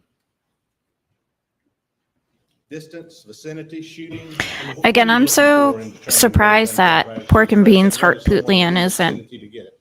I mean, I know that this is Really the what we're prosecution right trying now, to not the determine defense, when we're but looking for gunshot primer residue. why hasn't is Harpootlian been doing One, were they in the anything, vicinity like, to the discharge of a firearm? Were they shooting a cross-examining at firearm? all? Or is it simply transfer? And in most cases, we can't determine whether it's vicinity, which includes shooting, or simply transfer. Discharge, vicinity, which just mean, are you close to it? Yeah, so vicinity can be 2 to 3 feet to either side of the shooter and outwards of about 60 feet in front of the shooter. Discharge, vicinity, and transfer. What do you mean by transfer? So you can get gunshot residue on your hands from an object that already has gunshot residue on it, or from a person who has gunshot residue on them. So if somebody else shoots a gun and you shake their hands, you could get gunshot residue on your hand that way. You could also touch a recently fired or dirty weapon and get gunshot residue on your hands that way. Well, that doesn't help. You just fired a firearm and I came up to shake your hand. Did I get it from that? That is possible. If I So reached the under defense grab is you going to to say turn you, he could I picked get up it? the Did you gun get or it? something, and that's why he has it on him. So gunshot residue does travel with the path of the bullet, so we do expect to find it on victims who have sustained gunshot wounds. And around that gunshot wound specifically, we do expect to find gunshot primer residue particles. So if you touch that area, there is the possibility of transfer. And again, if you don't mind me touching you on the arm, if you had gunshot residue on your arm and I did that, could I get it? That is a possibility as well. And what's that called? So in that case, that would be a secondary or tertiary transfer. Transfer. Yes. From one item to me. Yes, sir. And the other way is if I fired the firearm. Yes, sir. Again, there's always the defense, like there was another shooter, If he I saw the fired a shooter, firearm, whatever. where do you look for to see if somebody's fired a firearm based on what they're wearing? Like if I was wearing this right now, fired something here. and you That had this doesn't jacket, help where would you look for it? With his testimony, lying, If I saying knew he was that never at that the was kennels. what you were wearing at the time of the shooting, we would sample from the right sleeve of that jacket, the right chest area of the jacket, the left sleeve of the jacket, and the left chest area of the jacket. We may also want to sample the tie because it's center on your chest, and then the right side of your pants and the left side of your pants. And then your shoes are also a possibility. Why is that? Because your shoes are also in the vicinity to the discharge of a firearm. Sometimes we get results off of them, sometimes we don't. And would you test my hands? That would be the best evidence is the hands, because the hands will allow us to link it to a specific incident within 6 hours, whereas clothing, we can't tell you when it got there. And that's because on an inanimate object such as clothing, that gunshot primer residue is going to stay until it's actively removed. So you would have to brush it off, you would have to wash it off, you would have to do some activity to actually remove it from the clothing. And that was the next thing I was getting into. You beat me to it. So, but if I just shot and washed my hands off, potentially I could have washed it all, gunshot primer residue off, correct? Correct. Okay. But on inanimate objects. I wonder if to the prosecution, it really doesn't matter if the jury thinks that there was another shooter because it pretty much places him there. He lied about being there. So even if there were another, he has to be one. Therefore, they should find him guilty. Now let's just say I'm dead, okay? Okay. And I got shot just a few feet. He shot me from my feet, okay? Okay. I fall down. Would you expect to have gunshot residue on me? It depends on the firearm, but in general, yes. And why is that? So the gunshot primer residue comes out, a large majority of the gunshot primer residue comes out the muzzle of the firearm. And not only does it come out the muzzle of the firearm, but it also follows the path of the bullet. And so wherever that bullet's going, it's going to follow behind it. And the follow-up to that is it SLED's recommendation now, if you know, like me, I've been shot, do y'all test for gunshot or will you test for gunshot residue on a deceased person who's, you know, has been killed with a firearm? SLED will not test on victims who have sustained gunshot wounds. And we have not been testing on those victims since January of 2022. And prior to that, was it your policy not to do that or recommend to local law enforcement agencies not to do that? We didn't have an official policy, but we were recommending it due to the lack of probative information that you could gain from it. And just say that one more time. What do you mean by the lack of probative information? So like I said before, gunshot residue can only put somebody in the vicinity to the discharge of a firearm, or it could say that they transfer gunshot residue on them. So it's just putting gunshot primer residue on them. A victim's already of a gunshot wound has already been established to be in the vicinity to the discharge of a firearm. So it doesn't add any additional information to the case. Now, there's still other items like stippling, which you're not, do you know about stippling based in your field of expertise? That's not in my field of expertise. Now, let's get to this case. Forensic scientist Megan Fletcher, did you have an occasion to examine some items for a potential gunshot primer residue? I wonder if they keep calling her forensic scientist to reiterate. These marks. I feel like the defense is going to call her like girl or something like that. It's not funny, but I just expect it to happen, especially if it were pork and beans or bootland.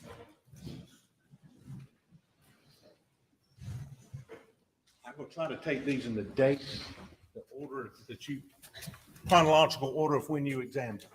You follow me? I do. And I'm going to show you what Mark states, 418. And if you, you like gloves? I have some with me. Okay, and I think we also have some here. Everybody comes with protection. I love it. To get back to my explanation. You got something? Nope, I lost it. My ADD medicine isn't working I today. use gloves to protect myself and to protect the evidence.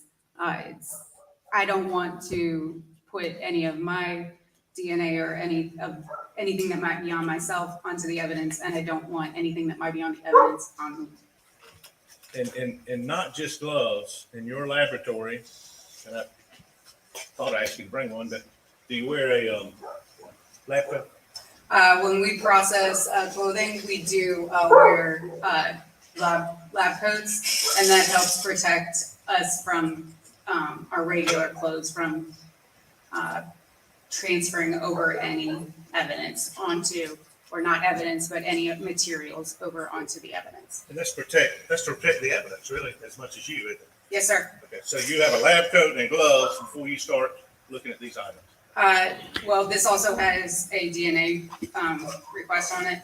Usually the requests are also on the outside of the box. Yes, you have your white coat and gloves on when you're in the lab looking at these. Yes, but Okay. because it has a DNA request, we also have a mask on. Okay, well, thank you for that. Okay, you have a mask in addition to that. Yes. Okay, please open 418 and tell the jury what it is. Is it going to be the Russian doll boxes like it was the other day?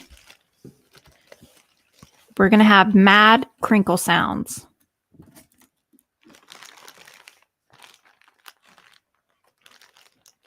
It's funny how you can't hear the people very well on the microphone, but it picks up a crinkle a mile away.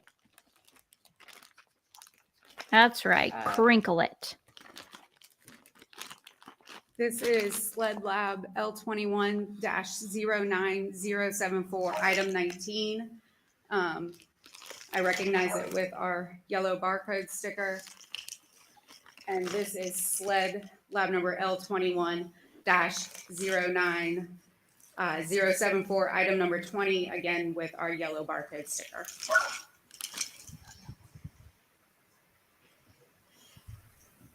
And what date did you examine these on?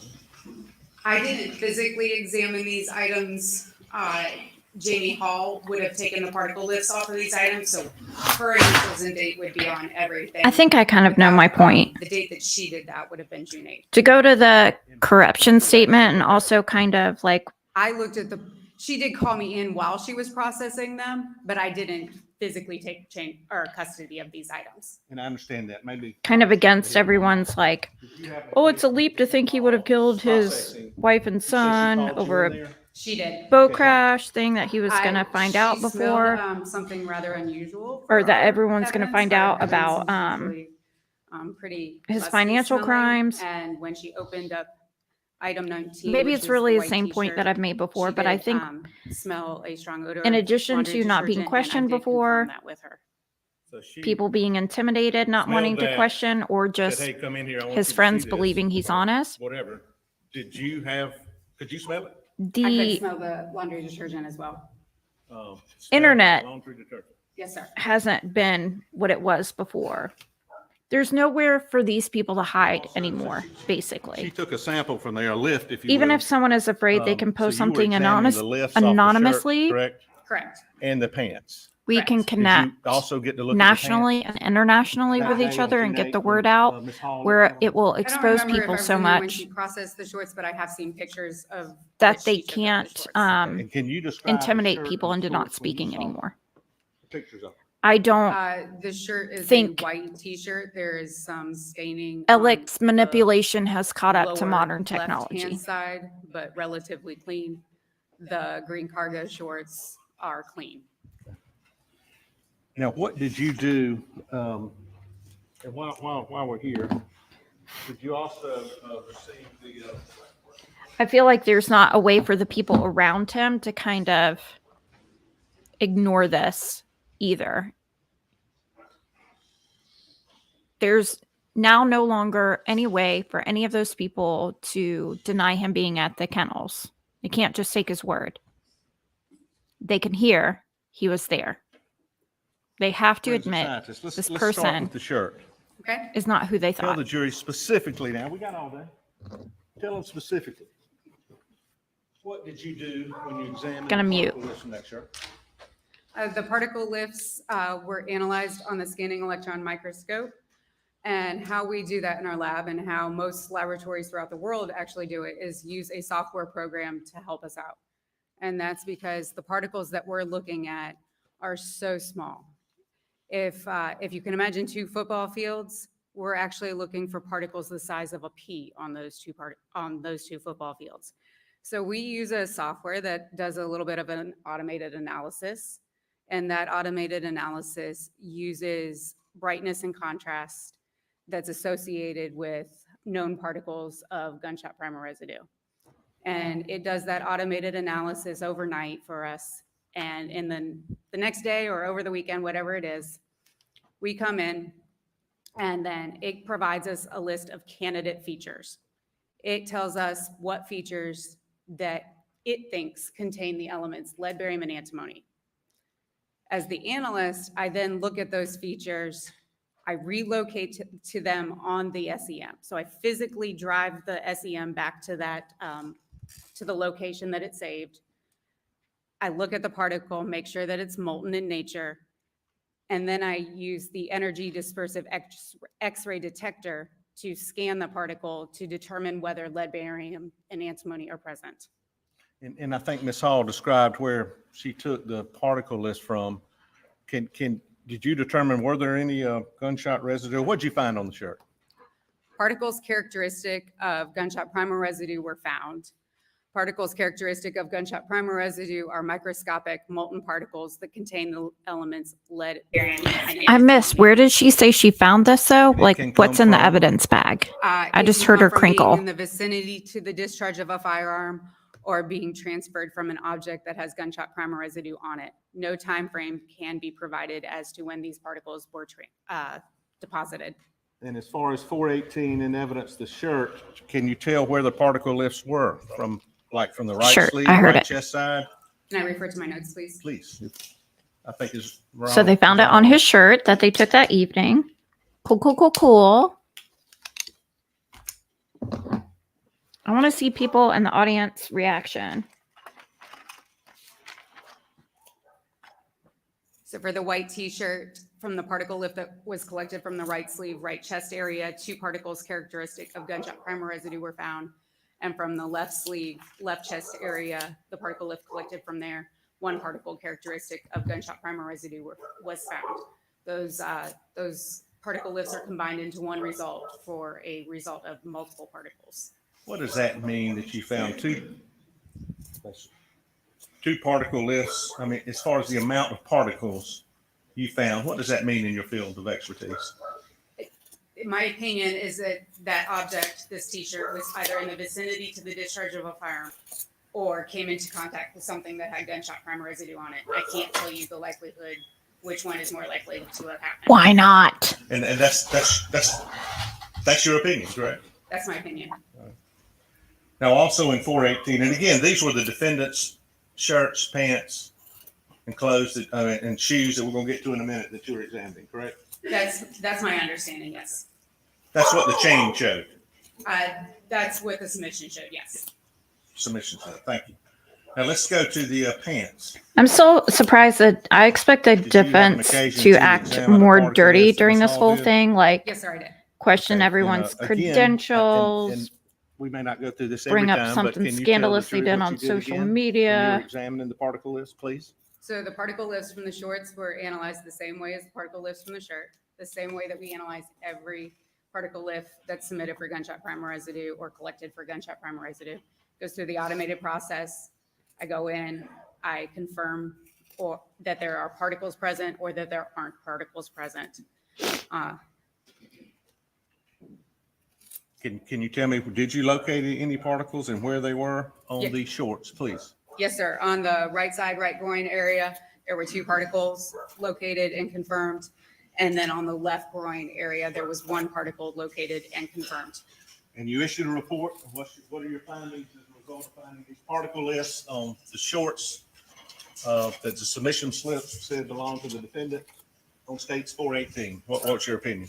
Particles characteristic of gunshot primer residue were found.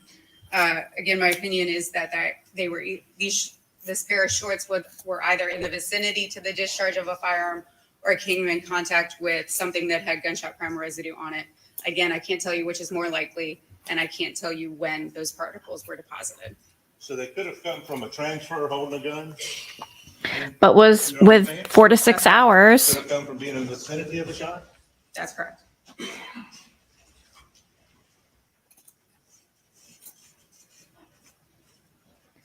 I wonder if this is the white Could have shirt. come from discharging.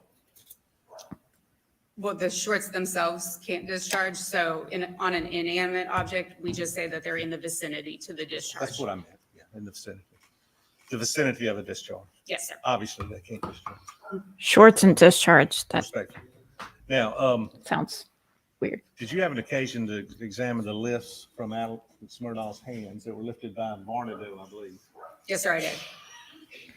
And they're already in evidence. And you basically, after Jamie Hall says, hey, these are all Dog. done right, they then go to you, right? Stop it. Yes, sir. These are already in evidence. That's not the GSR. These are the GSR kids. Anyway, I don't think we need this. Thank you, Stina. Examine the GSR kit. I did. It was taken from Alex Murdaugh. Yes, sir, I did. And did you know, you've talked about that 4 hour, 6 hour period. Again, was that checked?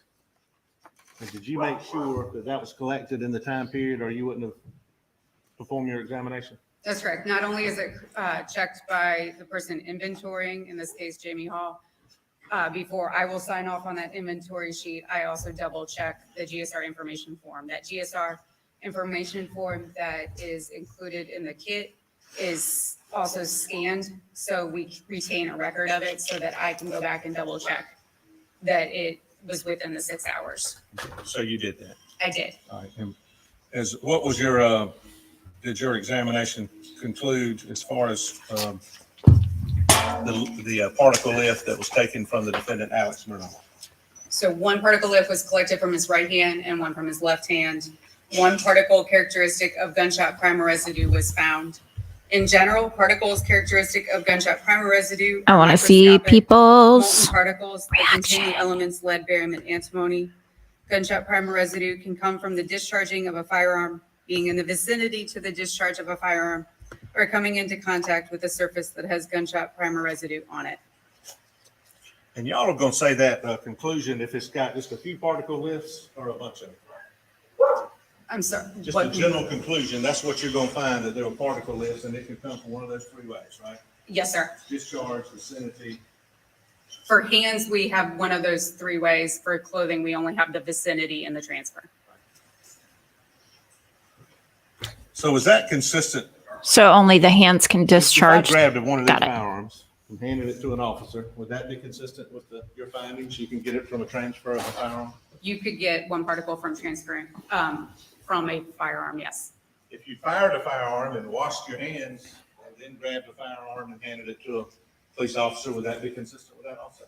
You still had that transfer from the firearm. It didn't really matter what you did prior to that.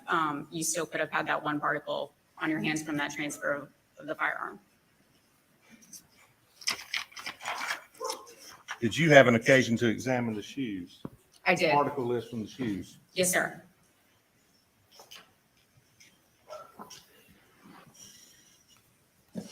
States 419. You still got your gloves on? Nope, I can put another pair on. So much protection. It's inappropriate, JC. This is a murder trial.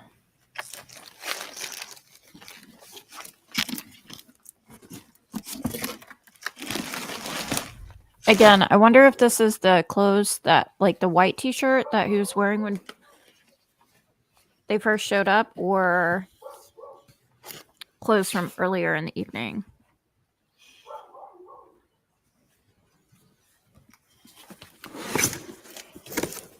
Or both. And what were you provided regarding these shoes? We were provided that these were the shoes collected from Richard Alexander Murdaugh. And did you, were you able, well, tell me what your examination from the particle list revealed. No particles characteristic of gunshot primer residue were detected. How many? None. None. No, none.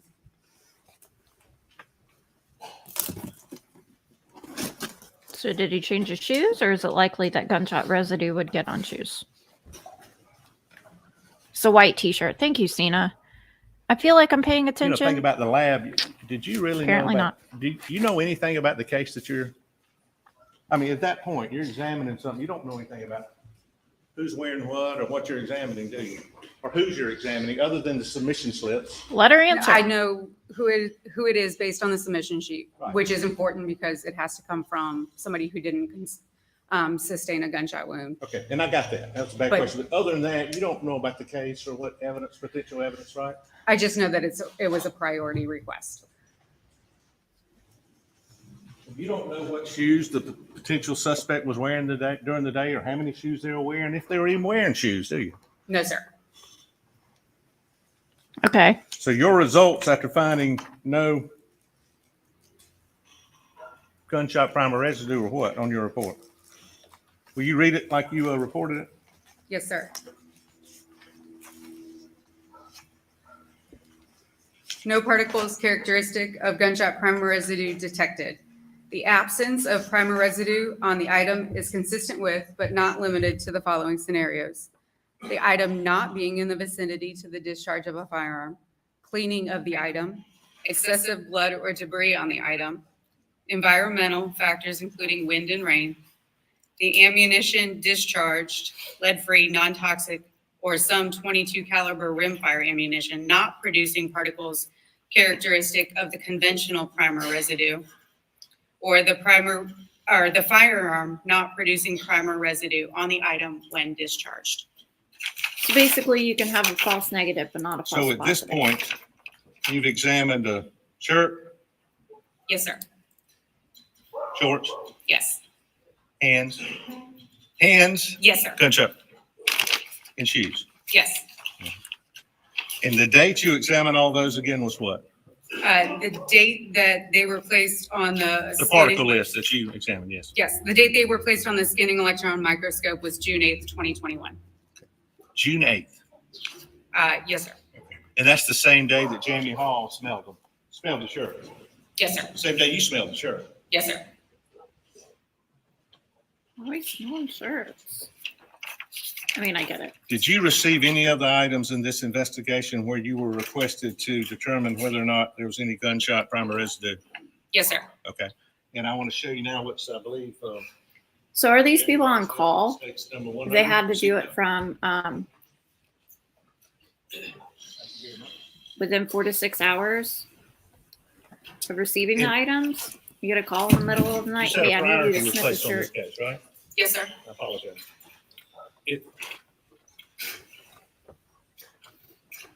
Do you sometimes, have you been present when Jamie Hall was doing the particle list, and have you actually assisted? Yes, sir, especially if there is an abnormal item submitted for analysis. And abnormal's got a lot of definitions, but in your world, what does that abnormal mean? So typical items that we receive are obviously gunshot residue kits, but clothing items like T-shirts or hooded sweatshirts or pants or shorts or shoes, so things that we can have a standard operating procedure for. Those things we can say that we're going to collect from the same areas every single time. Other items are not so typical and then require a little bit more analysis on them. Stakes 100, is that example of one of those? Yes, a seatbelt would be an abnormal item. Thank you again, Sina. Do you know when you examined this? The seatbelt was examined on September 1st, 2021. And it's brought to your lab? Correct. The director's office, excuse me. And is this what you? September 21st? Yes, sir. And did you actually assist Ms. Hall in attempting to get particle lists off this? Yes, sir, I did. Okay, so you were both in the room, Correct. gloves on, Yes. jacket on, Yes. mask on? Yes. Understood. Tell these folks, can you help me tell them what? Has to be collected within 4 to 6 hours, but once it's collected, it doesn't matter when they test This it. is- Gotcha. I had Makes to far Google more this because sense. I'm not super familiar with a seatbelt assembly. This is considered the buckle. This is the part that everybody sees in their vehicle. This bottom portion is what is in between the center console and the seat and not exposed when a person is sitting in the vehicle. Like similar to So DNA if then, I'm I guess. driving, is this gonna be on my right side? Because it's probably It should be on your right sealed. side, yes. And what is this? So just start. I wonder what made them test the seatbelt far later then. Here, the next part that everybody's familiar with is the latch plate, which goes into the buckle. And then there's an entire belt that goes into the retractor wheel. Can you And pull that? Let's pull it. Don't let it go. I got it. Where did y'all attempt, you and Ms. Hall attempt to get particle lists? So we stretched it out as far as it would go, and we took samples, 3 samples from the belt, front or both sides, and we just divided it into 3 sections and took samples from those 3 sections. And this was an abnormal item that you assisted Ms. Hall with? Yes, sir. Will you please tell the ladies and gentlemen of the jury the results of your examination, if any? Yes, sir. 1 particle characteristic of gunshot primer residue is found. In general, particles characteristic of gunshot primer residue are microscopic molten particles that contain the elements lead, barium, and antimony. Gunshot primer residue can come from being in the vicinity to the discharge of a firearm or coming into contact with a surface that has gunshot primer residue on it. However, no information can be provided as to the time frame in which this particle was deposited.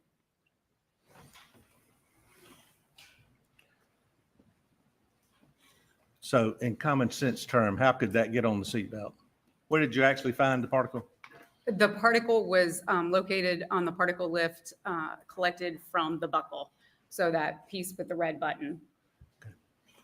Just in common sense, in your expertise. So his hand.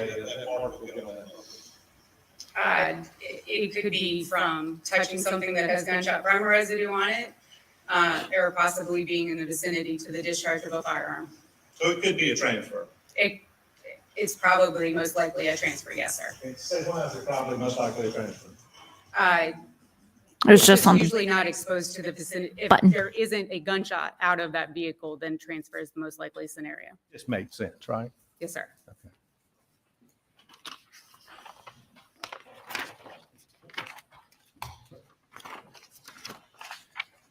Well, you submitted another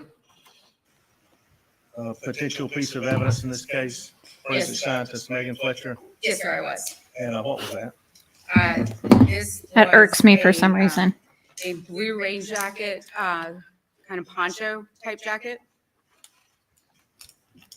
Do you know when I guess when that came into your custody? I understand why. When you looked at it first time? Drilling it in the jury's October head 5th, that she's an 2021. expert. Because some of these juror members might not think women are, smart. Of course.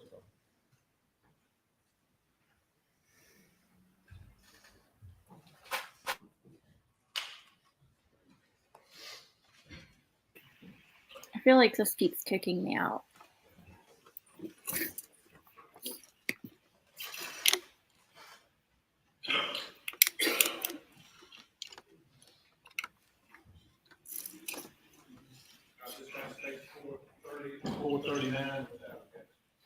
Excuse me, Your Honor, we renew our earlier objection to this evidence under 403, but we don't have any additional objections.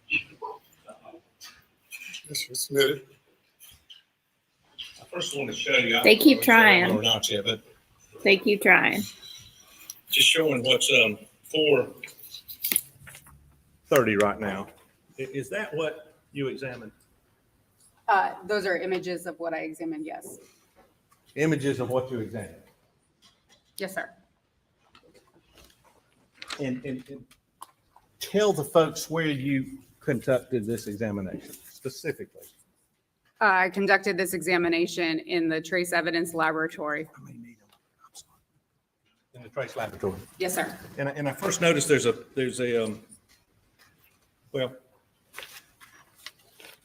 states 430. It appears that let me put this on here. I'm sorry.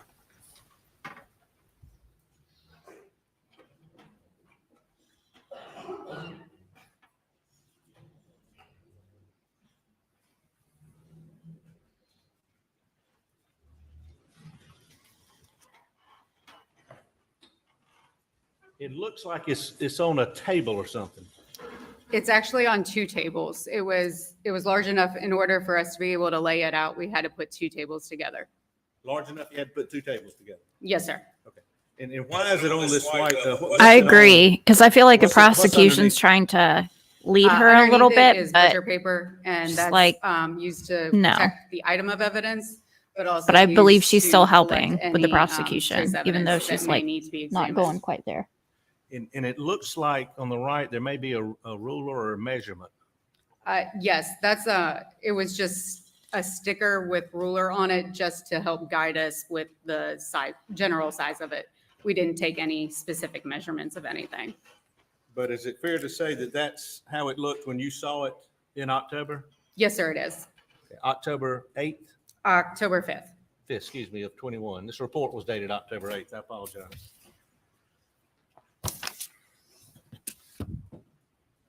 You're with Ms. Hall. You have your jacket on, your gloves on, your mask on? Yes, sir.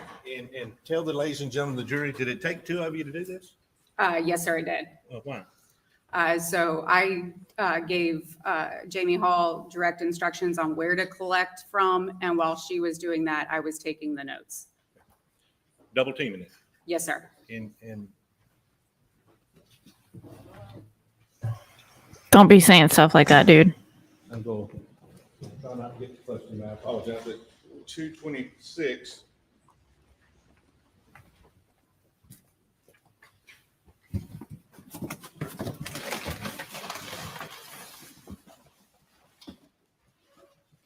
Is that what's depicted? Note to everyone, never call me as a witness to anything. I cannot be mature. I can look at them.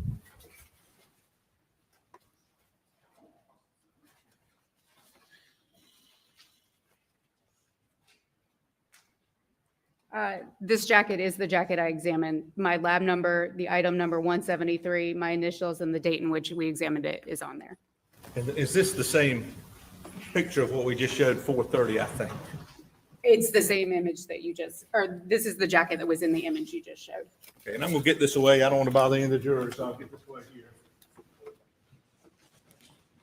So you and Ms. Hall lay this out to examine it, correct? Yes, sir. Okay. And how did you determine? I almost kind of specifically feel where like you this were could gonna be check to over see this if there were week. any What is today, particles? Tuesday? So typically, when we're looking for gunshot primer residue, we're looking for somebody who was in the vicinity to the discharge of a I don't know fire. if they're really going to call For this all particular 250 case, witnesses. We were provided information that something might have been transferred in this item that had gunshot primer residue on it. Therefore, we treated it like an item that needed to be checked for transfer. Therefore, we had to collect particle lifts from the entirety of the item, inclifting the interior. You can either do it I feel from like up they've there gone down through there. a How did lot you of do it? witnesses today. What'd you start with? Collecting potential particle lifts or particle lifts. So in total, we collected 25 particle lifts from the jacket. When I say we covered everything, we covered everything. We collected from the exterior of the hood, the right sleeve, the left sleeve, the right chest, the left chest. There's a middle pocket on the jacket. So we collected the whole middle section, including the pocket. The pocket also has like a hand warmer section. It's got a little bit of fleece inside. We collected from inside of that. Random. And then we split the bottom half. But I wonder if in that two. caregiver that Collected one testified particle lift yesterday from, the still a right side, then one caregiver. from the left. We then Maybe flipped the perhaps that's jacket why she over was so afraid too. and took one particle lift. 'Cause I think his from mom is the still right alive, sleeve isn't she? Into the right back I should know on the this. top of the jacket. Let me meet. The left sleeve into the back on the top of the jacket. Let me check this real quick.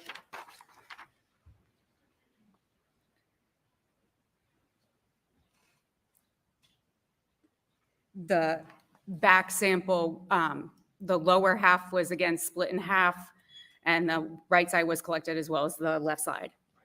Be a little, you said 25. Were there a total of 52 particle lifts? There were a total of 25 particle lifts. How many on the outside? How many particle lifts? Yes, specifically, please.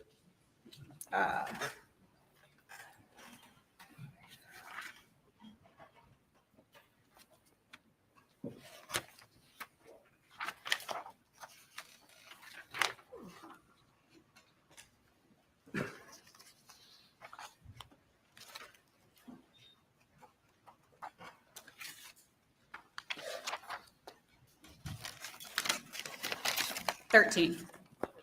And can you tell us now where they were?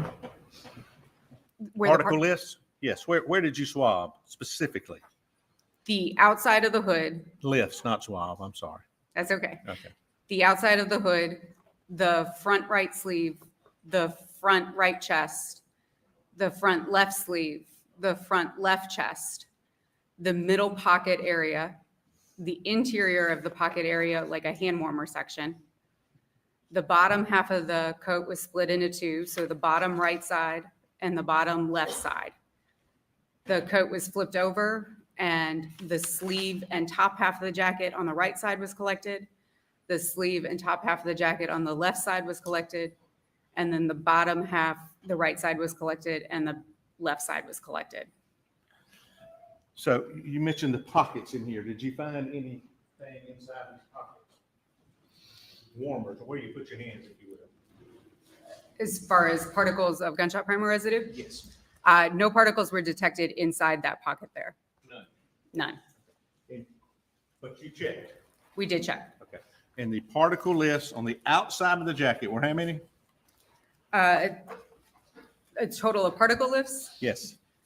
13, I believe. Okay.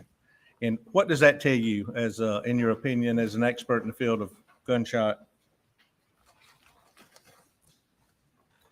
residue? Oh, are you asking the number of particles of gunshot primer residue or particle lifts? Particle list and then your findings.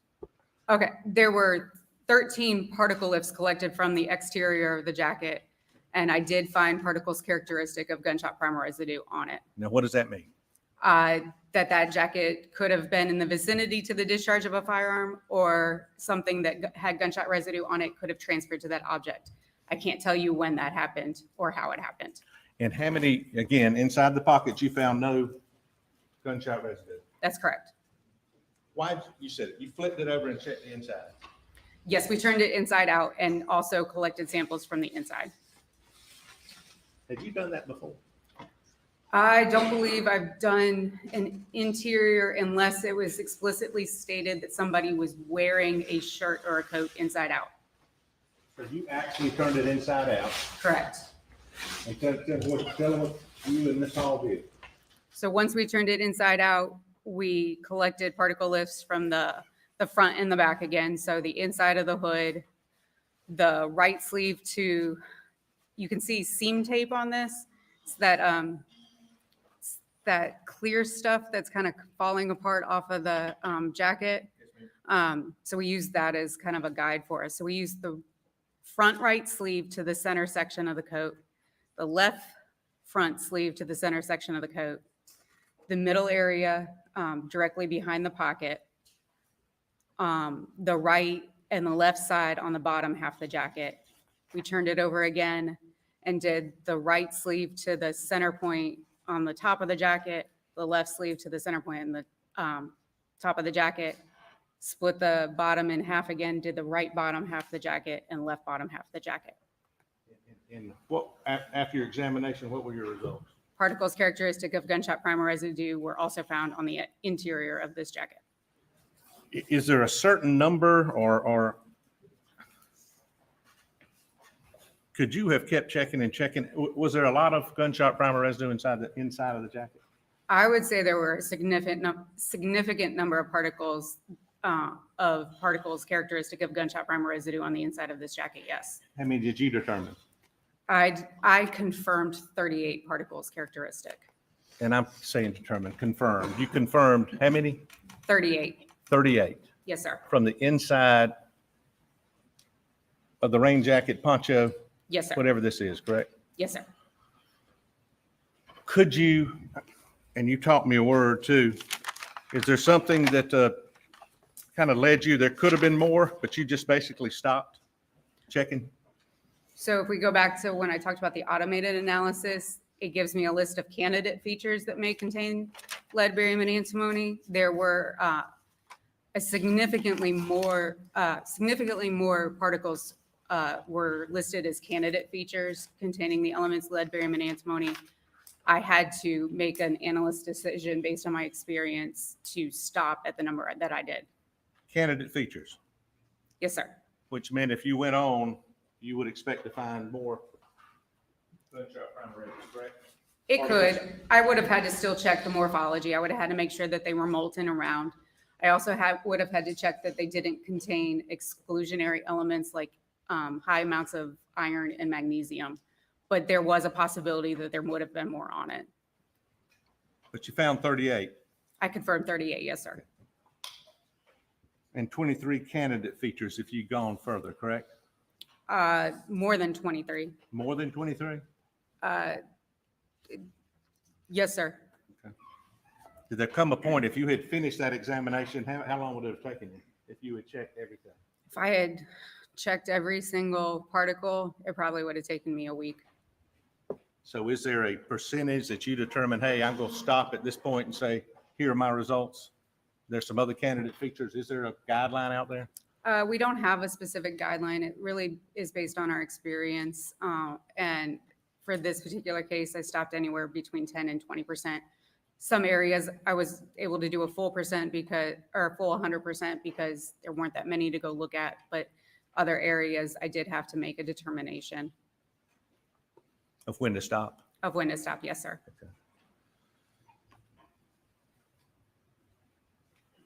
Can you look at the ladies and gentlemen of this jury and tell them in your opinion, your expert opinion, how that number of particles of gunshot residue primer, what is that consistent with? If somebody was wearing this coat inside out, I would say that it's consistent with being in the vicinity to the discharge of a shooting. Given that it's on the inside, in order for it to be consistent with transfer, an object or objects with a high amount of gunshot primer residue on it would have had to transfer to it. So they would have had to have more gunshot primer residue particles on them to begin with in order to transfer the amount of gunshot primer residue I found on this coat. And as far as a recently fired firearm, would your findings be consistent with that item containing a recently fired firearm It is possible, yes. with that number of particles? With that number, it is possible. Is there any other possibility? Uh, You If- stated one. Are there any more? If the jacket was inside out and simply in the vicinity to the discharge of a firearm, it could have also had that number of particles on it.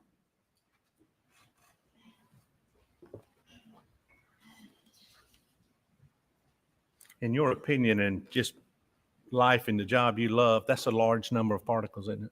It was a significant amount of particles, yes, sir. On the inside of the jacket. Yes, sir. And I'm not doing this but just to show, I'm almost 6 feet. I am 6 feet, a little over 6 feet on the record reflector. But anyway. Does this look like a full length garment to you?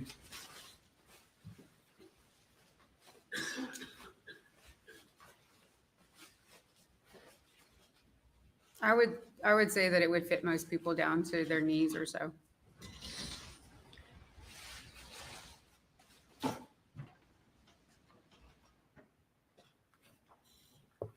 Beg court's indulgence.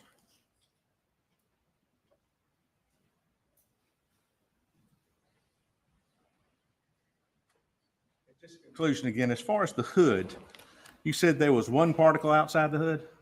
Yes, sir. I was able to confirm one particle on the exterior of the hood. And how many particles on the inside of the hood did you determine there were? 3 particles were confirmed on the inside. Inside of the hood. Yes, sir.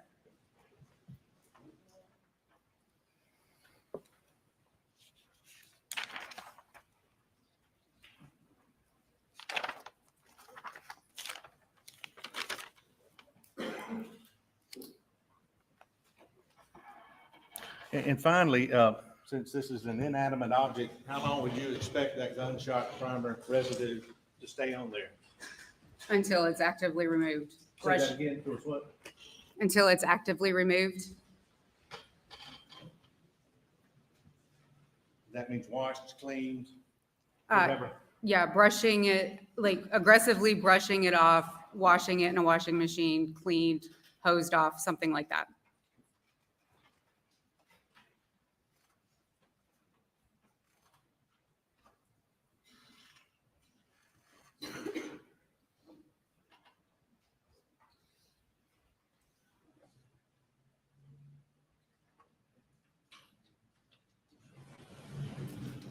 if a recently fired firearm was wrapped up inside that jacket, would that be consistent with your findings? There is a possibility of that, yes, sir. Thank you very much. That's all we have. Thank you. Ladies and gentlemen, we're going to adjourn for the day and resume at 9:30 tomorrow morning. Please do not discuss the case. Have a good evening.